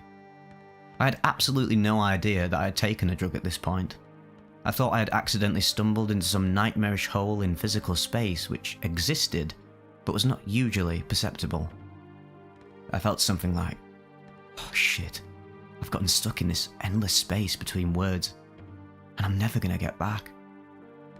I was suddenly aware of being in my parents' kitchen, so I walked back in the family room and sat back down in my original position, on the floor, back up against the couch. But now though, I was really getting anxious. So I went around the corner to the washroom to splash some cold water on my face. When I exited the bathroom and turned the corner again, I saw my body sitting in front of the couch as if I hadn't moved. This did not seem troublesome. I thought, I'm just having a simple out-of-body experience here, and if I can crawl back into my head, I'll be back in the driver's seat, so to speak, and reality will become reality again. But no matter how I tried to walk towards my body, climb on top of the sofa cushions and crawl back into my head, I just kept spiraling closer or closer to it, in Fibonacci terms. This is when I really started to panic. Somehow I spiraled out and away and ended up in the kitchen again. I remember trying to look at the picture on that day's newspaper to orient myself. I looked back in the family room and it seemed my body was gone, which was a relief. The sensations of ensuing panic were really overwhelming to me, but I couldn't remember what had happened to make reality seem this way. I would almost remember, but then it would fade, and I'd be left holding nothing. The unparceling of the world, infinite Fibonacci, all over again. I was increasingly feeling that everybody I knew, every person from my whole life, was in on this joke. That they had somehow tricked me into this perceptual black hole, and that by remembering what it was that had been done to me, it would cease. That, and they were all hiding behind objects close by, and would jump out with huge malevolent grins and say, "Surprise, we got you," once I'd figured it out. These feelings, combined with getting closer and closer to the true realization of the experience, gave me this unbearably creepy sense that these people were standing right behind me saying, yes, you've almost got it. What a frenzied bunch of terrifying ghouls. I was frustrated and more than a little paranoid now. I sat back down in my original position and suddenly remembered that I had taken a drug. I remember hearing the words come out of my body, "You smoked it." I'm pretty sure I said that out loud. What it was at this point, I wasn't quite sure, but I could hold on to this point as a bit of the substance. I mark this in retrospect as beginning the descent back into reality. Still paranoid, I felt that at any moment, someone was going to burst through my front door and be very angry and/or malicious, malevolent with me.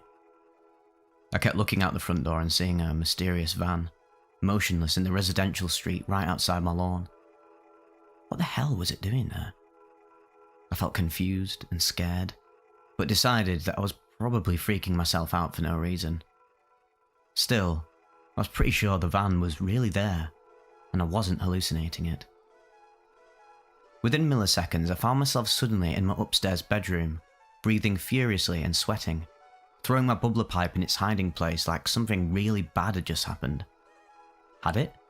Well, I couldn't remember. Had my parents come home? I went running down the staircase as fast as possible, nearly falling and injuring myself severely in the process. I could see the van, still there, out the window. I now felt that it had been there for quite a few minutes. Jesus, I couldn't even remember the first few minutes of the experience. Had something terrible happened? Had I run out the house and gone amok in my parents' suburb? Racking my brain, I came down just a little bit more to remember this. The drug I took was Salvia. It was legal, and it would only last probably a few more minutes. I decided to ride it out and ignore the van outside, feeling it would probably go away and this whole thing would be over soon. I lay down on the couch and turned on the TV to orient myself. There was some weird movie on Comedy Central, and I remember Kiefer Sutherland being on screen with a woman, and I recognised Kiefer Sutherland as himself, and this made me feel like I was getting a better grip on reality. The two characters were talking about a TV show, I think, and I thought, wow, that's pretty funny and meta considering my state right now. And all of a sudden, Kiefer stops mid-line and freezes. Oh no, I think to myself. He then says he forgot what his line is, and the woman tries to come up with it and he says, "No, I don't think that's it." And then, no fucking kidding, he pulls the fucking script out of his back pocket and turns directly toward the viewer, asking for help. I freaked out hard, and I mean hard. To this day, I have no clue what this movie is, or if a scene like this actually happens in it. But if you know, please post it somewhere to ease my mind. I frantically turned off the TV and stole a glance outside. That van was still there. My worked up brain had concocted a marvellously fucked up narrative at this point. While I was so out of it all I was seeing was colours. I must have ran out into the street outside and gotten hit by the car. Holy shit. Even if Salvia was legal, this spelled certain legal doom for me. My only avenue was to go outside and reason with the driver, hoping he or she would go away. I ran outside and across the lawn. As a side note, the lawn was spongy and vaguely moist and organic and fungal on my bare feet. It was simply the best lawn ever. In fact, I wrote a published poem about it later that month. I ran around to the driver's side of the car, which had been obscured from the angle of my previous glances. I came around, wild-eyed, shoeless, at something like 8:30 AM, and completely startled the middle-aged female driver and the middle-aged female jogger standing next to the window. They'd no doubt seen each other in the neighbourhood that morning and rolled down the window to have a nice chat. I frightened both of them enough that they let out a yelp. "What happened? What happened to me?" I demanded. "Who'd you hit?" "Well, no one," they replied, still shocked. I'm sorry," I said, and touched the jogger lightly on the shoulder, as if she were the one that needed consolation. I spun around on my heels, ran back across that lawn, to ride out the last few minutes. Goodness, that lawn, how amazing it felt. And even though I should have been mortified by my behaviour in front of my suburban neighbours, I felt released. Reaching the door, I laid back down on the couch and called my then girlfriend at work to tell her what had happened. After hanging up, I was aware of having come down from the majority of the drug. I felt energised, comfortable, a little angry and anxious with myself perhaps, but drowsy and warm. I watched the trees outside the back door as they seemed to breathe and pulsate slowly with my own breath, and the breath of the walls in the room. Everything felt connected. I was glad to have been through it and come back to this place. The aftermath. Fewer than 2 weeks later, I left the factory job and got a job I enjoyed so much more. I made some new friends, got some money together, and moved out of my parents' house to go to graduate school a year later. Here I am, almost 4 years later, and life is pretty good. I definitely feel that, despite the horrors of the Salvia experience, it gave me a perceptual wisdom at a time in my life when it was desperately needed. Final analysis. Salvia will lend itself to possibly helpful and enlightening reflections after the fact, but it is no picnic. Salvia challenged me on all possible levels, and I left reality as I know it. There was no safety net like there is with LSD, where I could comfortably tell myself that I was on a trip.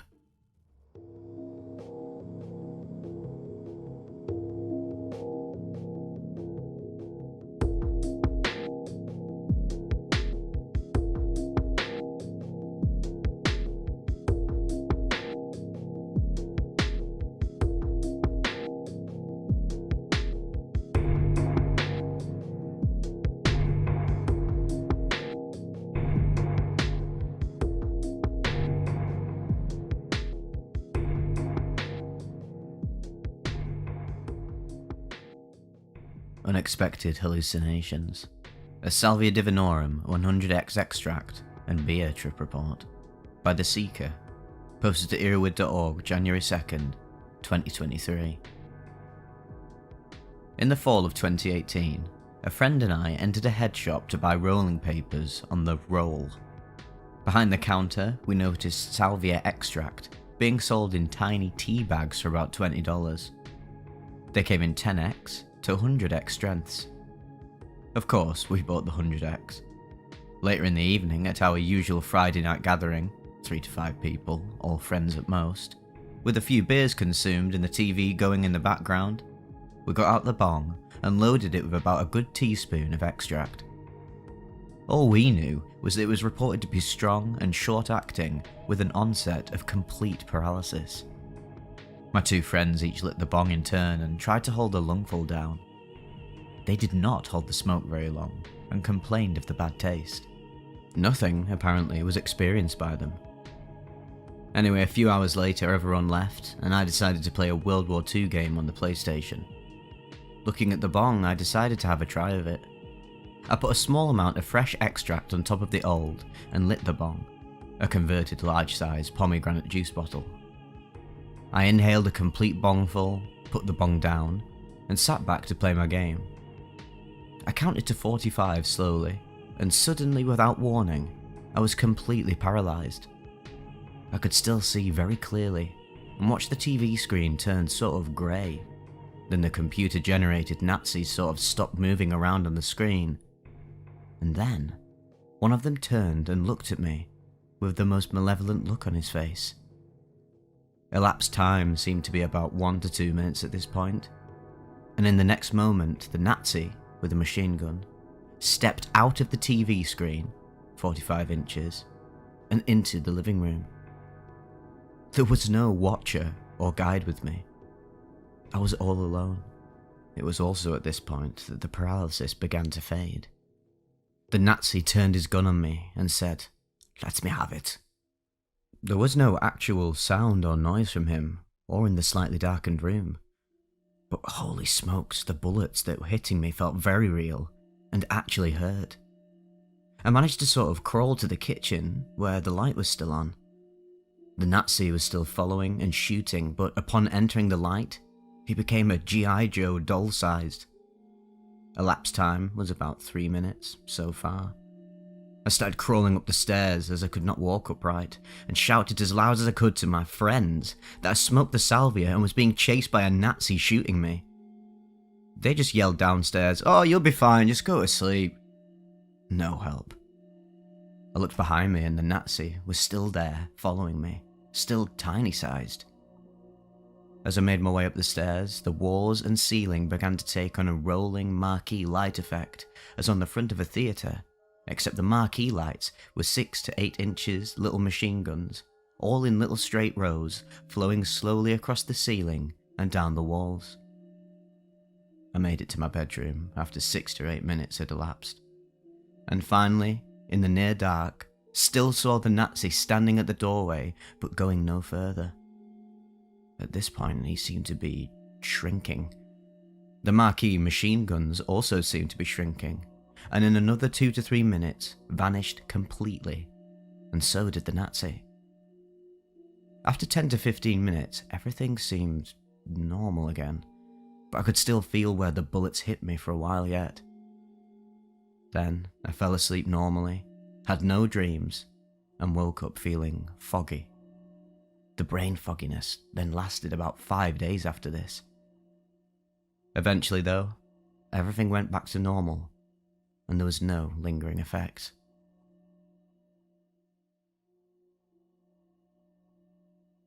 "100x Salvia obliterated my concept of existence."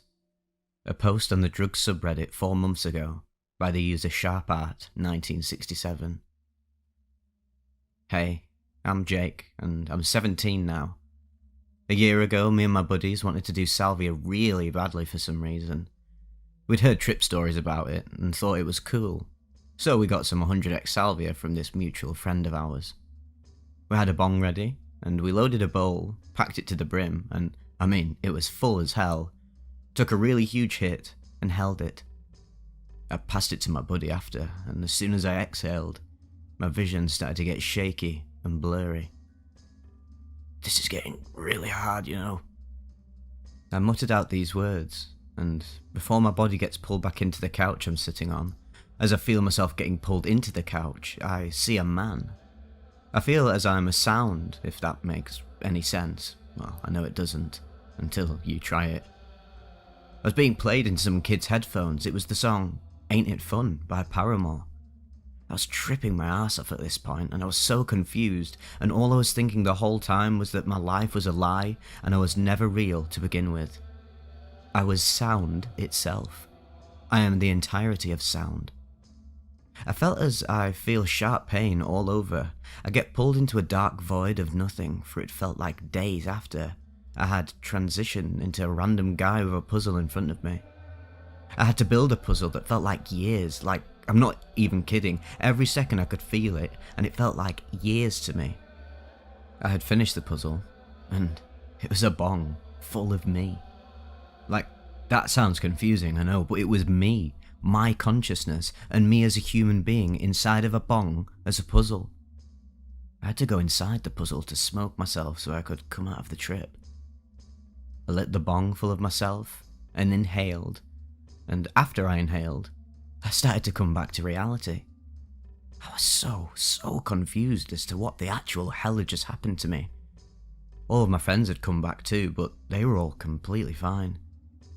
I asked them, I was like, what the fuck has just happened to me? They were sitting there all confused, saying, what are you talking about? You're not real, Jack. You've never been real. And that was when I realised I'm still in the trip, and start to go full-on panic mode. Their faces start to morph into different objects, and then I became an object, and I'm an actual bowl of cereal. Somebody's eating me, and it hurts. I could feel all of the pain inside of me. It felt so real, and it was so horrifying, I can't even describe how bad I wanted the trip to end. Finally, after what genuinely felt like days of just being eaten over and over again every day, all day, I come back out of my trip for real this time. I'm in utter disbelief of what had just happened to me. I was like, hey, what are you doing? What are you actually doing to me? I felt stupid as hell.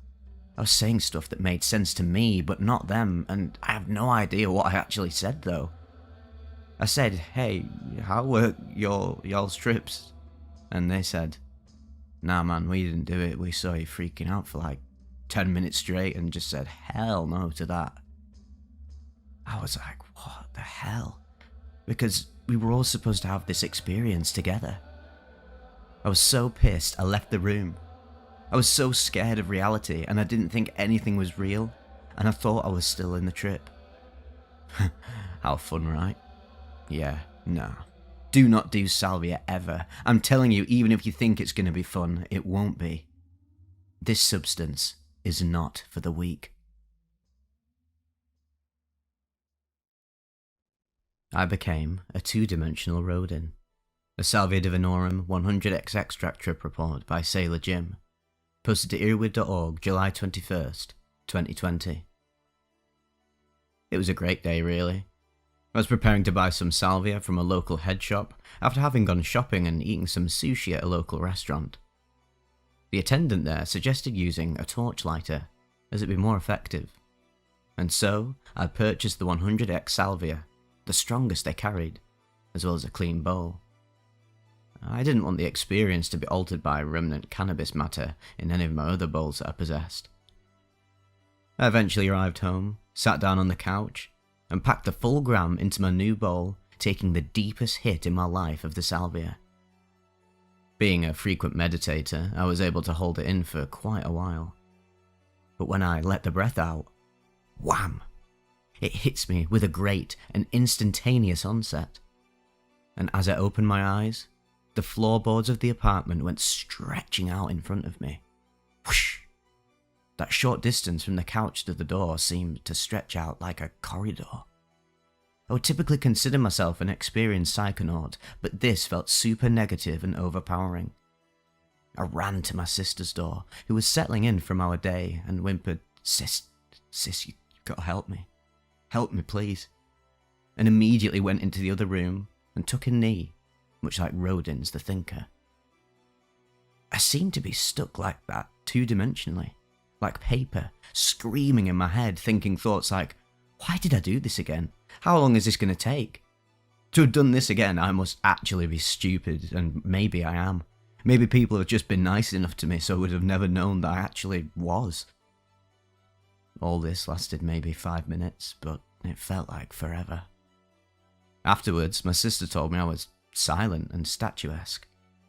But I can still hear the screaming in my mind when I recall how it recoiled in horror from the experience. I tell you what, I much prefer DXM and psilocybin to Salvia. Dex for introspection, shrooms for loving nature. And as for 100x Salvia, never, ever again.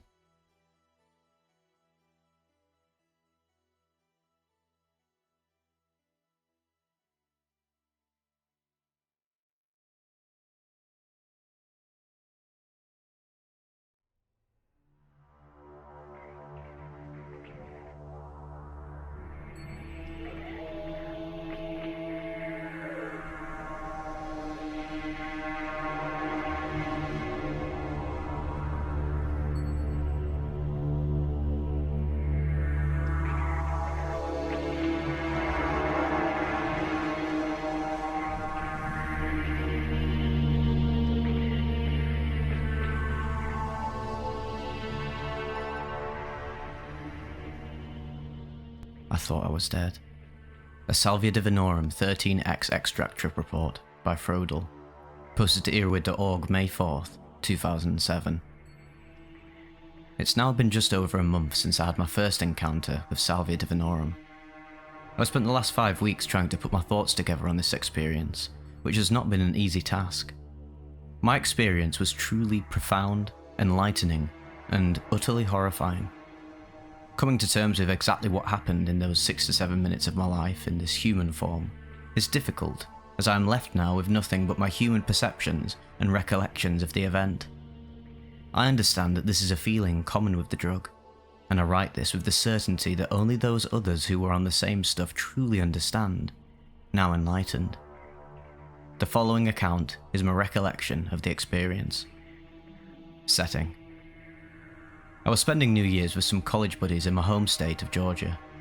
One of my friends offered me the chance of trying some salvia, having tried it once and shared it with a few others. I was at the time under the impression, as many still seem to be, that it would be something similar to marijuana, which I've become very familiar with over the past few years. Maybe this is due to its legality, which is absurd considering the paranoia of being a pothead, which is completely taboo nowadays. Anyway, I was curious, and I'll try anything once. Understanding the environment is essential to understanding the events which unfolded, so the important things are these.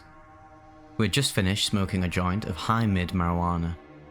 I was peeking on this while myself and 3 friends present were talking while listening to Pink Floyd's The Wall. Of the 3 others present, 2 had taken the drug previously, one being the friend in possession, the other a housemate who had only achieved mild visual effects. I am still uncertain as to the level of hallucination, horrible term, forgive me, achieved by my provider, if he broke through as I did. However, remember that at this time, I had absolutely no idea what was to be expected from this drug, having been misinformed as to its nature. Ingestion. Since I was the most experienced smoker, I took the task of constructing the water bong. I used a 2-litre cola bottle, filling the bowl about half full, the suggested amount, also an incredibly large dose, with 13x Salvia divinorum extract. In the kitchen sink, I filled the entire bottle with water, and proceeded to hold the flame to the bowl as a muddy light brown smoke filled the bottle. With my very excited friends just behind me, we quickly skipped our way back into the bedroom. My friends began to speak with raised voices, instructing me, "Huff it, you've got to take it all, the whole thing." I told them to start the record, and I took the biggest breath that I could, inhaling almost all of the contents in the bottle. I coughed, but it wasn't too intense. I prepared to take the rest as my ecstatic friends yelled at me, "Take the rest, just do it!" I finished the rest in the second hit, but my friends weren't satisfied, still instructing me to take even more from the bong. So, just to satisfy them, I breathed in one more huge breath of dirty air, now tasting the bitterness of the extract, and vomited. Luckily, there was a trash can right in front of me, but needless to say, there was some excitement over this. But I was at this moment distracted, almost as soon as I started to feel an intense tingling running up my body and out of my mouth. My sitters and I all recognised that the drug was taking effect. I sat down trying to relax, a little embarrassed, as my friend said, "This is it." I remember a little more at this point, as in a few seconds, and then I was gone. The breakthrough. This is the difficult part of the account where I attempt, as many others have before me, to describe the end of life and identity, the ego death. There's nothing but a sensation at first, not of being ripped apart, but having been ripped apart. I couldn't say that I'd been ripped apart, as in a million pieces. There were no pieces because, well, there was nothing the pieces would consist of. I had no physical body. The sensation now gave way to awareness, and I had a sense that I had been something with a physical body which was suddenly extinguished by a strong force pulling to the right. There was a sort of two-dimensional plane which I was pushed through rightward, and as I went through, I lost all perceptions, memories, and sensations of my life in human form on this earth. There was no pain. It was instantaneous. But still, I was only conscious in the most basic sense. Aware, not consciously thinking these thoughts, but perceiving them. It is not unlike the state of waking up from a dream with the memory of it still very present as the body adjusts to the state of waking life. Except my life was the dream, and as I was suddenly awakened, all sense of that life was gone. Death and hell. Within the void, I soon began to see an image, that of my three sitters looking at me, smiling. It's very hazy at this point, and there is a green aura present. I recognize them, but they have no names to me. I cannot identify them. But I know them, and I can sense that they know me. They are sentient beings, and they are communicating with me. And they are me. Rather, we are of the same existence. Here in this void there is nothing and everything. Everything that is, ever was, or will be is perceived and seen for what it is. Ours now existence in its purest form, a part of everything that exists, and time was irrelevant. The entire history of human existence is, in reality, just a moment in time. I was now seeing this firsthand, and time was revealed as the illusion that it is. Here, in this moment, there was all the time that had ever occurred, and I felt it, I knew it. Some of you understand, but for those who don't, think of something you know to be true, and someone trying to convince you otherwise. If someone told you, you don't have a hand, you'd think them silly. You look at your hand, you move it, you know it's there, what it feels like to have it. The image of my three sitters became increasingly clear. There was just this image, moving, spinning, and soon the image expanded and was not just an image, but an actual moment in time which I was perceiving. I came to understand that this was an impactful moment, bearing some significance. What was it? I tried to concentrate on exactly what it was, but I could not put together a single thought. I was still in a state of total perception, gaining information as if being shown and not by conscious thought. I became aware that this image was from a time I had spent in a life which no longer existed. This was accompanied by an immense feeling of guilt, that I had somehow been foolish for living as I did. However, I still had no recollection of life or why I should feel this way. But yet I did nonetheless. At this point, as this one moment expanded, I was becoming quite rapidly aware of my state. I had lived this moment, and I was living this moment. I was contemplating this fact when I became aware that I was contemplating and that I was. I realised that I was me, or that I had been and wasn't anymore, and the first crystallised human thought came to me. I've died. I tried to speak this thought, forgetting that I didn't have a mouth, and I found that although I couldn't form the words properly, I could communicate to these smiling faces before me what I had felt. My friends were delighted, telling me later that what I actually said was, It's very hard to communicate this because as this moment occurred, it was only a moment, and it was repeating itself over and over and over. As soon as I could crystallize a thought and attempt to speak the moment, it would revert back again and I was stuck. It was not simply feeling like time isn't passing, it was like nothing else is happening. Just this, over and over. This is it. It was accompanied by the intense fear of never being able to experience anything else ever again. This is the closest thing to hell I have ever experienced. It is the most intense déjà vu, which cannot be described in words. It's as if you're reading a book when you're really tired, and you can't help it but you keep reading the same line over and over again, and you can't help it but you keep reading the same line over and over again, and you can't help it but... Understand? Some of you do. Coming back. It is interesting to note that at this time, Pink Floyd's Comfortably Numb was playing on the turntable, with the haunting guitar solo screaming out as the moment of my death stretched out into forever. With each harmonic chordal change in the music, the moment in time began its repetition. My friends were at the time telling me to relax, that I didn't die. I wasn't getting any of this, except for the knowledge that these people who appeared as friends, which I knew in that life, wanted me to feel okay, that there was nothing to worry about. At this time, I thought that what I was experiencing was a sort of fleeting memory of life, one that would soon vanish as quickly as it came when I was hit by the freight train to oblivion. But the moment continued expanding, growing longer with each repetition and each time, revealing more to me. I felt as though I was coming back from a future point in time, back to where I was me in this life. I was remembering more and more what it was like to be me, and the thought of having lost it all was actually heartbreaking. I had not done anything, not referring to how it ended, but to my life as a whole. My whole life was nothing if not just a grain of sand in an endless desert. I couldn't believe it. I was coming back. There was a sense of relief. Not being dead, go figure. But I had trouble convincing myself of my own existence. The place that I was coming back to was the same place that I had left. The bedroom, the music, my friends looking and smiling as if nothing had happened. But something had happened, and I then realised what it was. Salvia divinorum. Until now, I had completely forgotten about taking the drug. I had to do something, anything to change my settings, to make something else happen.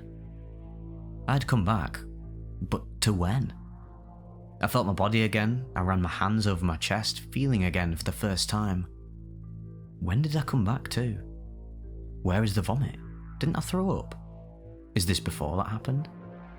These were all actual thoughts that I was having at the time. I moved over to the bed. I had to leave the spot where I sat. I had to see something else. I asked how long I was gone. Just a few minutes. As I sat there watching my friends' delight in watching me freak out, I harboured horrible thoughts. That my friends knew what had just happened. That I would experience what I did. I had the sense that they had known this all along, and it was terrifying. It was as if by taking this drug I had become aware of some huge, cosmic dark secret, one that was truly horrible, and yet totally ironic. The joke was in being forced back into this reality after having stripped it completely from myself. Forced back into nothing but limited human perception, and the delusion which it is. I was completely in shock at this point, and I looked at my friends expressing something like, "Why did you show me that? I didn't want to see that."